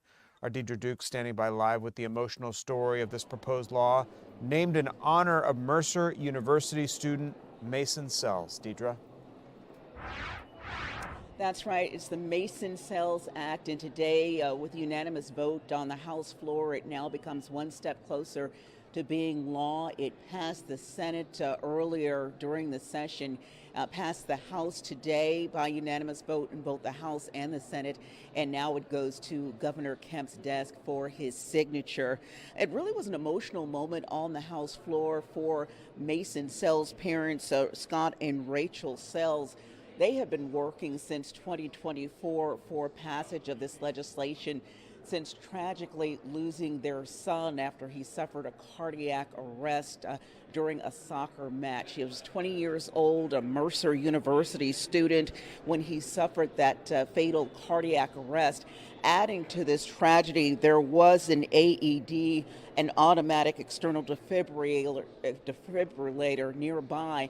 And unfortunately, those who were nearby did not realize that it was there, and they could have perhaps given that life-saving procedure to him, but because they did not know it was there, that delayed in his care, and he did tragically pass. So when this passed on the House floor today, I think it's fair to say there really wasn't a dry eye in the place. Both the Senate and House members who worked closely with the family were there when this bill was passed, and we talked to the young man's father. Here's what he had to say after the bill passed the House today. It's a mixture of emotions. It's certainly surreal. We are extremely grateful for the bipartisan support. We're extremely grateful for these two gentlemen standing beside us today. We came to Senator Harbin a little over a year ago with broken hearts and a concern. We know that we can't, our actions today can't save Mason, but they can impact future young people and their parents and the like. And so we're just grateful that they didn't let go of that ball when we left that office. We left that office having had an opportunity for them to hear our hearts, and they left and took action. And we're extremely grateful for that. I can't even imagine how many lives will be saved from this. And to be quite frank, I would trade every one of them, and I would take my boy back. But that's not where we are, but I'm grateful for every life that gets saved in his honor. And as you can see, Tom, even during the news conference following today's vote, just very emotional for both the Sells family and for the leading House and Senate lawmakers who, again, helped usher the bill's passage through first the Senate and then the House. And they do hope that Governor Kemp will, in fact, sign the legislation. And since it did receive unanimous votes, and there was such a overwhelming show of support for both the family and passage of the legislation. Just from the sense that we got here today, it is likely, more than likely, that the governor will sign this into law. Deidre, we often do stories on parents who have tragically lost their children by one way or another. This is no exception, and it's just, such a heartbreaking thing to see.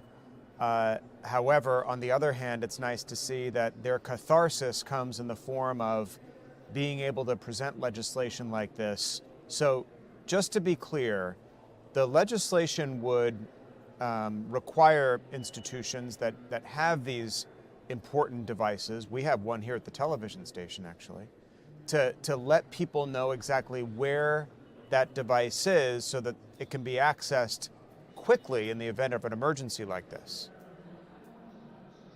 Yeah, that's absolutely right, Tom. For instance, and just because we're here at the state capitol, I'll just use this as an example. God forbid something like this were to happen, it would be very clearly marked, and 911 would know exactly where those AEDs are located here at the state capitol. So, say even if I called, it would be a situation to where I could be directed to where the closest AED is here in the building, making it easier for the individual who needed that help to get that help quickly.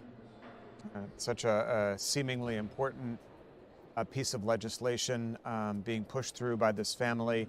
And as you say, lawmakers very sympathetic to their cause. So we'll see if it indeed makes its way all the way through. It would make sense if it did. Anything to save a life, especially a young person like the Sells family. Deidre Dukes, live at the state capitol for us this afternoon. Deidre, thanks. A second ago, we were talking about the fact that the Department of Homeland Security, the Transportation Security Administration, the Department of Transportation, is considering actually shutting down airports because Congress cannot agree on funding parts of the DHS. That includes the TSA, that includes FEMA, and other important government agencies. So as that process gets worked out, Kristi Noem was fired a couple of weeks ago by President Trump. This is Senator Mark Wayne Mullen facing some tough questions on the Hill today as he looks to become the president's new DHS Homeland Security Secretary. Okay? And with the Department of Homeland Security still shut down, Senator Mullen trying to convince his colleagues that he can bring stability to the agency facing a mountain of challenges. The past 14 months, Secretary Noem has fundamentally broken the American people's trust in the Department of Homeland Security. The top priority of whoever leads this department next must be to rebuild this trust. If confirmed to lead the department, how will you be different from Secretary Noem? Senator, I think I've said this in a private conversation too. I love Senator Noem's family, and I consider them friends. But everybody has different leadership styles. And throughout my businesses, when I would have to transfer one manager to the next or one executive to another area, and you bring in a different one, they all have different management styles. My management style is empowering people. And as I said in my opening statement, I want to protect the homeland. I want to bring peace of mind, and I want to bring confidence back to the agency. I'm not going to be the smartest guy in any room I walk into, but I know how to get talent, and I know how to bring those people together. Let me interrupt you again. I'm sorry, sir, because our time is limited. But let's be really clear. What Secretary Noem did was give the green light to lawless behavior. Are you going to give the green light to lawless behavior? I will operate within the parameters and the policies and the laws that you guys set for me. And the Constitution of the United States. Of course, the Constitution the Fourth of the United Amendment, States. among other things. Of course, the Constitution of the United States. I'll swear to uphold that when I get sworn in.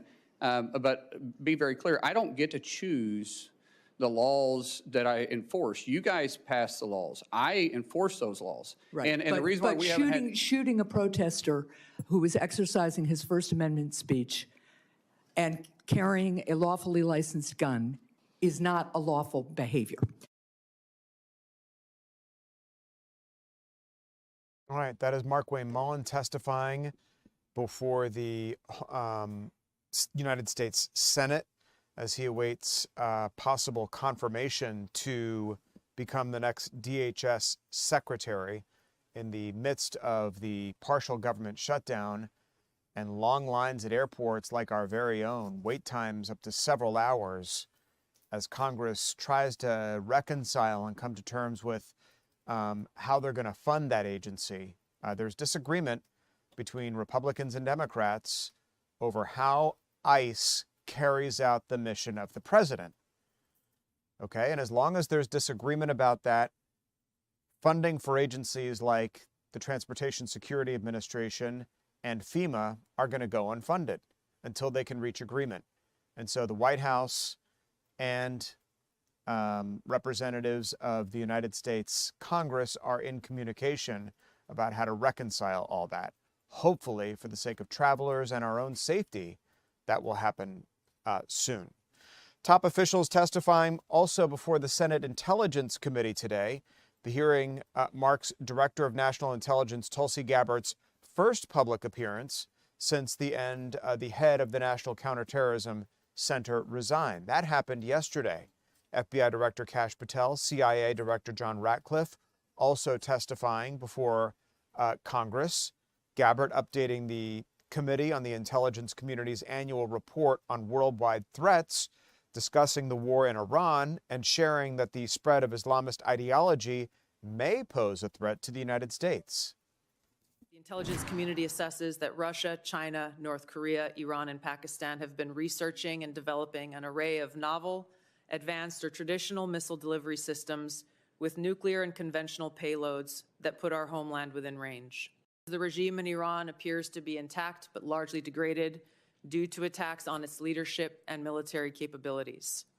Its conventional military power projection capabilities have largely been destroyed, leaving limited options. Iran's strategic position has been significantly degraded. Even if the regime remains intact, the IC assesses that internal tensions are likely to increase as Iran's economy worsens.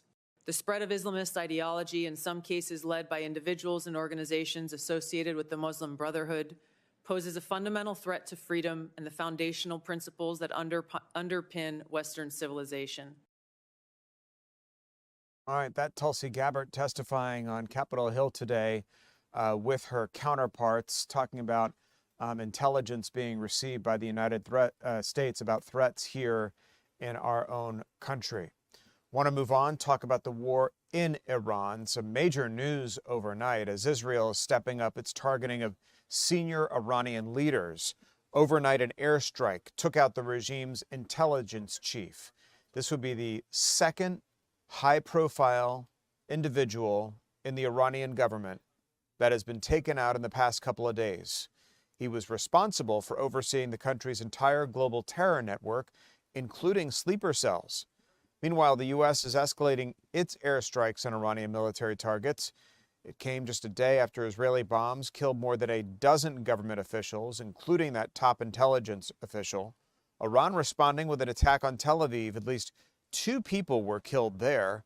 The regime says the strikes will continue, but experts are questioning how many missiles Iran has left after almost 3 weeks of joint U.S.-Israeli airstrikes. The Attorney General, Pam Bondi, has been subpoenaed to testify before Congress regarding the Justice Department's handling of the Jeffrey Epstein investigation. A House committee is demanding answers about how millions of files were reviewed and released under the Epstein Files Transparency Act. The move comes after critics accused the department of over-redacting documents and mismanaging sensitive information. The Justice Department called the subpoenas unnecessary, saying that the Attorney General has been cooperative. Coming up here as we continue on this Wednesday afternoon, we're going to check our weather. A little more cloudy out there today, but temperatures certainly not as cold as they have been the past couple of days. We're going to talk to meteorologist Lauren Robinson if this trend is going to continue. Lauren also looking into our weekend forecast when we come back.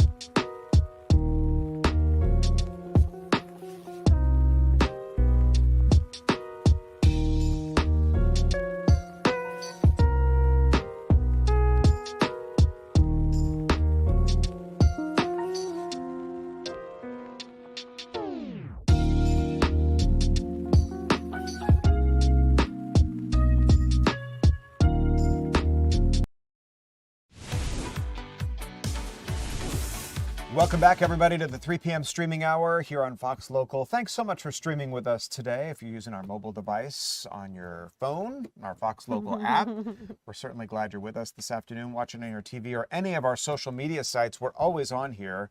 We're joined by meteorologist Lauren Robinson, tracking our weather for us. Boy, it's been a wild week of weather, Lauren. From last weekend to now, things have just been crazy. Are we looking for any more stability here and warmth? Things becoming spring-like outside, I hope? I think it will become spring-like on the calendar, for sure. We could at least say that as we move into the official start of spring on Friday. But as we move through the next few days, spring is kind of a transition type of season. It's not as steady as maybe our winter and summer. So this is where we're looking for those up and down temperatures, and that's really what we've been seeing. So today, below average. It has been chilly out there all afternoon, most of us peaking in the middle 50s. We're at 55 degrees right now in downtown Atlanta. We can see 54 down south a bit, Covington, Eatonton, Thomaston, and LaGrange. Most of us in the lower to middle 50s, but up north, we're a bit cooler there. 47 in Blairsville, 49 right now up in Canton. Now, let's take a look at these wind gusts. They're not too bad right now. We can see Covington having 16-mile-per-hour wind gusts. All in all, even just the smallest breeze on a day that's kind of chilly like it is today makes it feel a bit colder. So we're going to see those breezes not too bad, maybe up to around 20 miles per hour at times. But again, that'll have an influence on your skin if you are outside and you're dealing with our below average temperatures there. Now, outside of that, we have this high pressure system right over southern portions of the state, and that's going to give us mostly clear skies. Now, our temperatures aren't going to be super warm, but we're just going to look for a drier spell, a drier stretch of weather under this high pressure system. Now, as we move forward, that's where we're going to see that high pressure system eventually leave us, and as it does, we're going to get some in and out cloud cover over the next few days. As we move into Friday, we stay pretty dry, and we're going to look for maybe some shower, maybe an isolated storm chance to push through north of Georgia, mostly through Tennessee and into North Carolina there, but I think most of our area stays dry over the next several days. Now, the temperatures are going to be the bigger story as we move through the next few days. We're going to stay dry, just a little bit of in and out cloud cover, but those temperatures are really what's going to be the determining factor on how you plan your day and plan your wardrobe. So today we saw those highs mostly in the middle 50s, and as we move into the overnight hours, another night near or below freezing in some spaces. I think downtown Atlanta only drops into the upper 30s, and that's due to what's called the urban heat island effect. Usually your metropolitan cities don't get quite as cold, but take a look at those surrounding areas. Most of these areas will be below freezing again tonight and into early tomorrow morning, so it's going to be chilly to start your day tomorrow. Now, here's where those temperatures start to level out a bit. By tomorrow, we're close to average, where we should be this time of year. So all of the sub-freezing temperatures, will do away with those once we pass tomorrow morning. Then as we go into the weekend, temperatures start to climb into the 70s. We're in the 80s by Sunday. But then as we go into the beginning portions of the next work week, we're going to see a front come through. And with that, that's going to bring us some more rain chances. That's also going to continue to drop our temperatures. So we're going to peak in the low 80s on Sunday, and then we start to fall again behind that next Monday and Tuesday. Yeah, because if you drive around out there, you see a lot of people doing what they should be doing, covering the vegetation out there that they might have planted too early. I was talking to Jonathan earlier this week that last weekend was so nice and so warm that a lot of people went to Pikes, they bought their plants, they put them in the ground, and then this happened. Can't say they weren't warned, but mine are still, a lot of them are still inside the house waiting to put them back outside, but I think I'm gonna wait another night or two before I do that. So I worked in Colorado last. I was there for 4 years, and they have a saying there, with their weather stays a bit colder a little longer, but don't plant flowers before Mother's Day. Which is, May. I mean, I should know this, but which is May. The first Sunday of May. So Yikes. but that's how you get past any sort of chance of it freezing again. any sort of those kind of overnight freezings. But if you want to plant them sooner, you do have that possibility to either cover them up or bring them inside if you can, just to try and save what work you've already done. Well, we'll look forward to a little bit of a warm up, and it looks like a really nice weekend coming up this I'm looking weekend. forward to the weekend for sure. Lauren, thanks. Get you back to the Senate debating President Trump's Save America Act. This has been one of the major initiatives on the part of the White House. If passed, the bill would require photo ID and proof of citizenship to vote in upcoming elections. Seems to make sense, right? But Democratic senators say the bill would cost millions and create accessibility barriers. Republican Senator Mike Lee says the bill will help ensure fair elections. The Senate expected to keep the bill on the floor until at least next week. But let's listen to a little bit of the back and forth between both Democrat and Republican lawmakers. Election day is about having the ease of going to vote based on the fact you have already been identified. But my colleagues would like to throw a big wrench in that and make you find all sorts of documentations in the most unworkable chaos I have ever seen in a system put in a bill. It is simply not true that this is about ease of voting by them. It is about disenfranchising millions of people and making it very hard for them to vote. The only people we don't want voting are those who are not citizens and are not eligible to vote. That's all this does. Easy to vote, hard to cheat. And perhaps we don't fear enough what happens when our elections lose their credibility because we don't take reasonable safeguards to make sure that only those who are legally entitled to vote in them are in fact allowed to vote.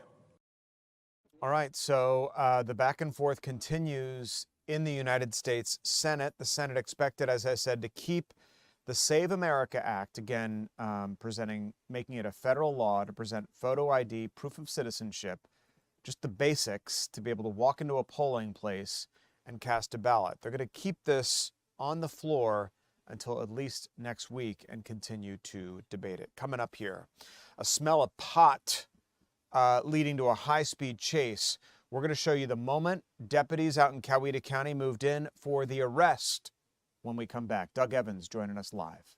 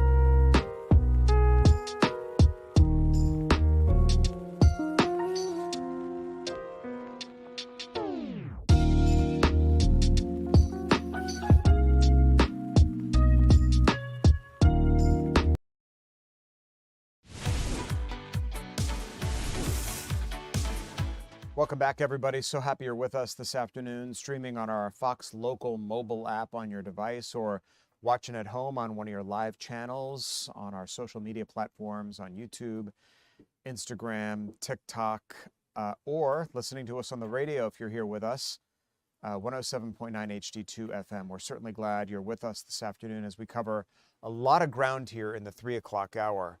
A traffic stop in Coweta County quickly escalates into a high-speed chase along I-85.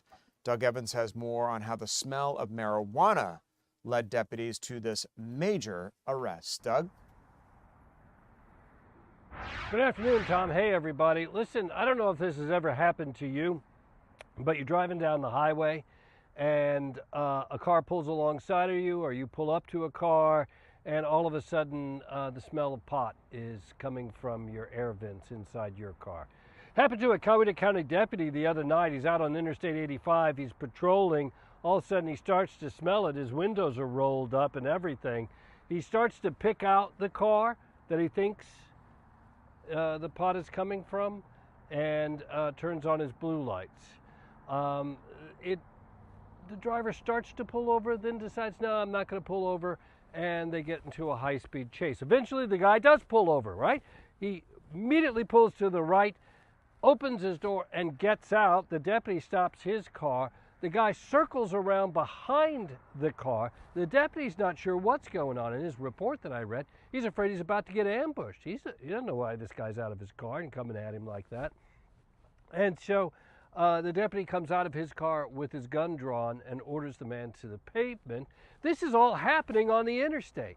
By this time, they're out in the travel lanes with cars going by, so it was extremely dangerous. They arrested DeMarcus Newsom. They've charged him with fleeing, that's a felony, also some traffic violations. Now here's what Newsom said, according to the report. He said that when the blue lights came on, he panicked. He started to pull over, then decided he didn't want to. He did have some pot, he told the deputy later, and that while he was speeding away, he ate the pot. And the deputy said he could see the evidence of that on his shirt and around his mouth and everything. And so after they got him into custody, they took him to Piedmont Noonan Hospital, and they had him checked out. And then they charged him with tampering with evidence. So adding on to the long list of charges for DeMarcus Newsom. So that's how the smell of pot lands this man in the Coweta County Jail, Tom. Doug, it's, obviously you've seen the video you're showing us, and it's just like when deputies approached him, he was kind of flailing around, seemingly like upset that, that he was caught up in this arrest, probably wondering how the heck they were onto him in the first place. Well, there's quite a few F-bombs that are dropped in that exchange with the deputy. And so what he is saying in that is, what did I do? What did I do? Using expletives as well. And so he clearly has some misunderstanding about why he's being pulled over at the time. So that was part of it as well. How much marijuana are we talking about here? I mean, was it a big haul by Coweta County deputies? Was it, a little stash, or what are we talking about? Unclear, Tom. He's not charged with marijuana. And so I think the tampering with evidence charge comes as a result of whatever was in the car was no longer in the car when deputies got to it. Okay. Yeah, as you say, he doesn't look like a happy camper after getting pulled over, but he shouldn't have fled in the first place. He would be facing much less. It's interesting, Tom. The other thing about this is that a lot of people are commenting online that they smell pot all the time. Becoming so commonplace, especially in Atlanta, just driving through neighborhoods and that sort of thing. People are complaining that they smell it all the time, whereas they say that has not always been the case. Well, you do, and not only on the roadways, but you smell it, in elevators, you smell it just around, all around. And I think that the more that local municipalities and governments reduce fines for marijuana possession, the more free people feel to light up, or however, they ingest marijuana. But you're right. It seems like it's like the smell of marijuana nowadays is pervasive. And sometimes it's hard to explain to a kid, like, Daddy, what's that weird smell? And then you're like, well, that's called marijuana. So it's becoming something that's kind of like all around us, Doug. Right, and it's not, the laws are different, Tom, as you alluded to. The laws in Atlanta regarding marijuana use and marijuana possession are a little bit lighter than they are in communities in Coweta County or Fayette County or any number of surrounding areas. And so I think as people travel outside of Metro Atlanta, bringing their perceptions of the law with them, they're running afoul of community standards, right, that are not necessarily in play in the place that they live. Doug, real quick, because so if you're pulled over and you're high, obviously you get it's like alcohol. You get charged with like is it a DUI, driving under the influence? You can be charged with driving under the influence. The other thing that I see a lot in the stories that I cover, especially high-speed chases, that sort of thing, is that people don't understand that the very smell of burning weed gives the officer probable cause to search your vehicle. Yep. Right? He knows it's weed. He knows what weed smells like. He knows what burning weed smells like. So that is probable cause. And I see it in these stories that I cover all the time where the officer says, hey, they take you back to their car, say, listen, I smell weed coming from your car, so I'm going to search your car right now, right? Am I going to find anything else in there? And so, you know, so many times, and especially with these guys that are hauling big amounts of like drugs and narcotics and stuff like that, going down the road and smoking marijuana at the same time, and, you know, they get pulled over and their car gets searched because of it. You don't think of the legal implications of doing that, but you're right. It gives authorities the grounds to basically conduct a search of your vehicle without a warrant because, as you said, they have probable cause. So interesting stuff. Doug Evans live for us from Coweta County this afternoon. Doug, thanks. Meantime, a South DeKalb pastor is pleading for help after his church became a target for illegal dumping. Eric Perry live at the scene where hundreds of discarded tires are now piling up. This just doesn't seem right, how this church got tangled up in this illegal dumping situation, Eric. Yeah, they had 52 tires, still a large amount though, and it was right over here. Thankfully, they were able to get it cleared out, but this entire area, according to pictures, what we've been able to see, were filled with those truck tires. So they weren't regular car tires, they weren't semi-truck, but they were like pickup trucks, so they were still a good big amount of tires that were here. They also believe that those responsible cut this part of the gate and the fencing out, and they even dumped them over what's kind of like a little hill and drop off in a cliff. Let's show you some of the video from earlier. This is Temple of Faith Ministries here in DeKalb County. This is right off 285 Glenwood Road, so pretty busy area, people walking by, cars going by. So that's another reason why this pastor is kind of shocked that it happened, to be honest with you. Now, he says that it took them some sort of time. Unfortunately, there are cameras around the church, but the cameras that are working did not capture them doing this. Now, this has been an issue in DeKalb County for quite some time. New CEO Lorraine Cochran Johnson, who's been there for over a year now, this is one of her main concerns. They've said so far they've cleared out 37,000 tires across the county as they're cracking down on that illegal dumping. We also know that this weekend the county will host some sort of collection site where if you have those tires, you're able to come back in and, you know, use them like that. But back out here live again. So this is just some of the area. They say you can see some of the trash there. So they say people sometimes come and do illegal activities there. One of those illegal activities would be dumping those tires. But coming up, what I'm working on, we're talking with that pastor. They've been here for over 20 years, Tom.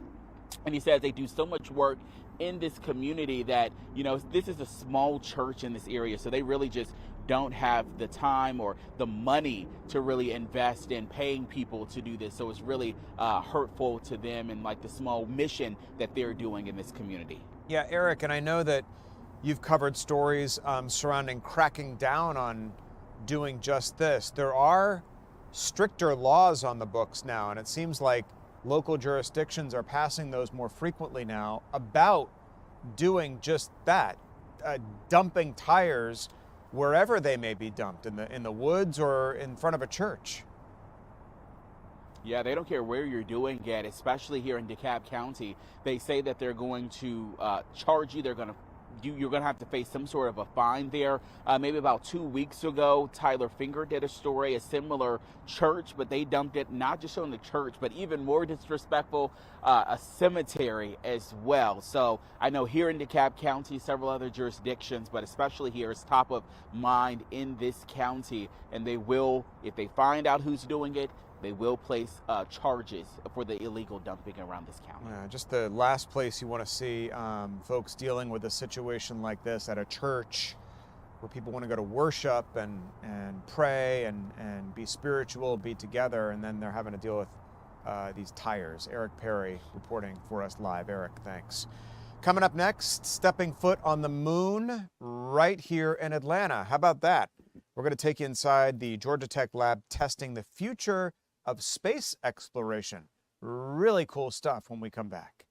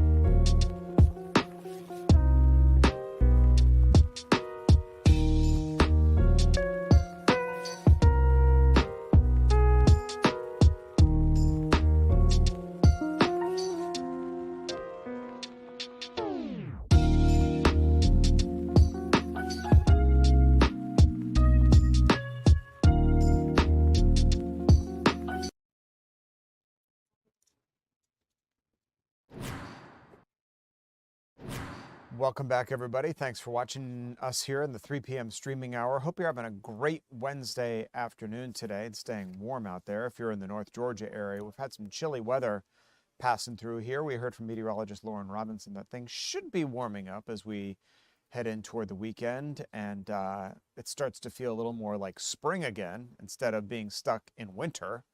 We're going to kick some of these clouds out of here too, and the sunshine is supposed to come back out. So we're all looking forward to that. Well, drink, rally, repeat. Okay, what am I talking about? Hundreds of active seniors from 3 Georgia communities facing off on the courts today. Let's get out to Eli Jordan in Griffin with the battle for pickleball bragging rights. Eli? Hey, Tom, yeah, it is pickleball bragging rights out here happening. And the home team is ahead right now by about 3 points, I believe. And they're wrapping up. They got 2 more rounds to go of the mixed doubles, and that'll be it. But it's been a very successful day. Just check out all these people here for pickleball. They all came out from, this is the Del Webb community, and this is the Sun City Peachtree here in Griffin. Well, they got other communities over in Lake Oconee and Brazelton. Well, 25 players from Brazelton and Lake Oconee bust down here early this morning for this very first ever inaugural pickleball tournament, and I can foresee us getting a contract and carrying this on Saturdays and preempting news and all that later on in a couple years. right now one of the organizers and lifestyle director, Delane Newberry, is here with me. Hey, Delane, how you doing? Hi, I'm pretty excited. Sun City Peachtree looks like they might be pulling off the win today. So, just tell me, I mean, you have a really good showing here. We have a really great showing. This is the first time that we ever kind of conceptualized. Our board president said, why don't we invite a couple of other properties? We had 75 participants today, men's, women's, and mixed doubles today. So it's been a pretty successful day. And this is the fastest growing sport in the country, correct? Fastest growing sport in the country. How crazy is that? But yeah, it's really accessible for everyone that is living Del Webb lifestyle. So we're pretty excited about that too. But just, yeah, the number of participants that were willing to come out today for a first time ever.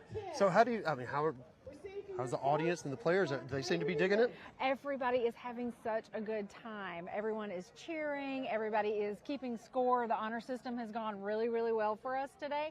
So hopefully we can keep that up. Just our club president, Pam, has put together a really great tournament for us today. It's been awesome. Do you think you might have another one? Absolutely. I mean, I see us growing this in the coming years, sharing it with the other properties that are coming on board with Del Webb. So I just see us just continuing to get bigger here. And the bar just opened up just about an hour or so ago. The bar right? opened about an hour ago. We like a good after party. There's not much that we do that doesn't include some kind of little after party. So I'm looking forward to handing out some awards and. Oh, speaking of awards, let's go check out the trophy real quick. Yes, we got the trophy. I totally forgot about that. It's way over here. It is way over here. It is our own version of the Stanley Cup. It's going to go with whoever wins this guy. So we'll have it engraved for them. Hopefully that is Sun City Peachtree. We're really looking forward to that. This is a nice trophy too. Yes. Especially for your first tournament. First tournament. That's big. And so that trophy might get bigger because this is this is a really good tournament. I was impressed. Tom, I was telling her when I read the press release, I just thought the mind's eye went to, a couple dudes sitting in their yard, out on the street drinking some beer saying, hey, my team's better than your team. No, let's have a tournament. No, it's a little bit bigger than that. It's a lot more organized, and it's not what my mind's eye saw. This is a lot bigger than what the mind's eye saw, and it's a growing sport, invented in 1965 up in Washington State. And next thing you know, now we're here, 2026, and newer properties are getting requests for pickleball courts. More pickleball courts than tennis courts in some cases. So that's what's been going on out here. And so Delane, tell me, how hard was it to organize this? This whole thing came together in about 6 weeks. We started talking about it at the end of last year, and honestly, the other properties have really strong pickleball clubs too.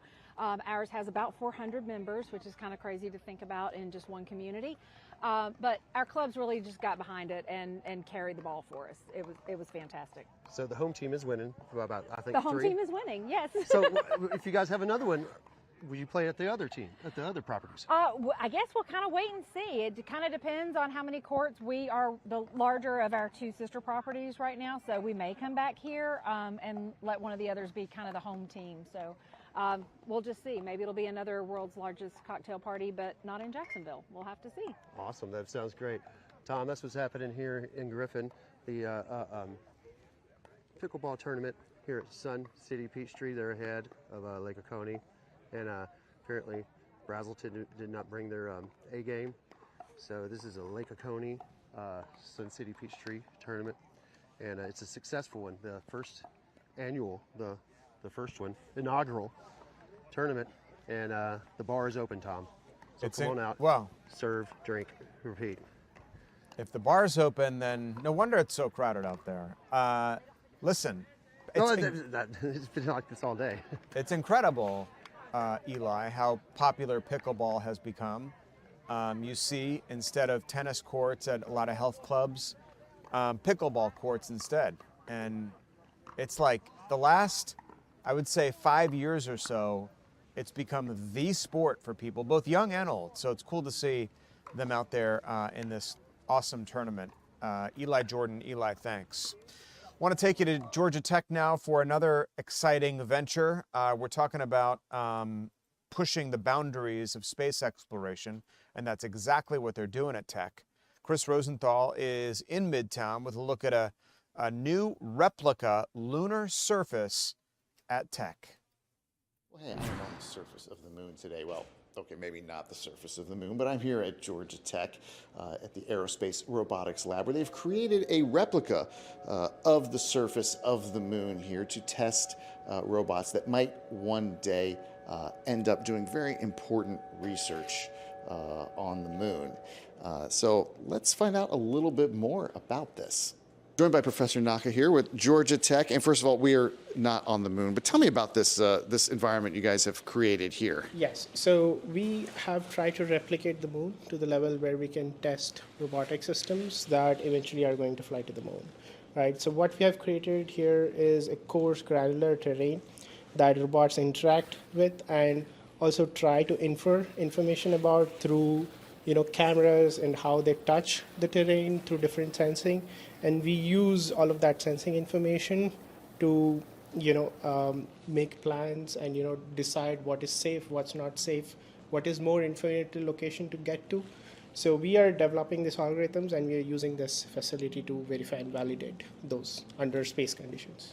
This is kind of the closest we can get to the moon here on Earth for these purposes. You can modify this environment too for different slopes and things, huh? Yes, that's correct. So we are capable of landscaping this environment. We testing different kinds of technology. So one of the challenges is how do the rovers drive on large slopes. So we landscape this to create craters with large slopes, and we test different gait patterns that our robots are capable of doing.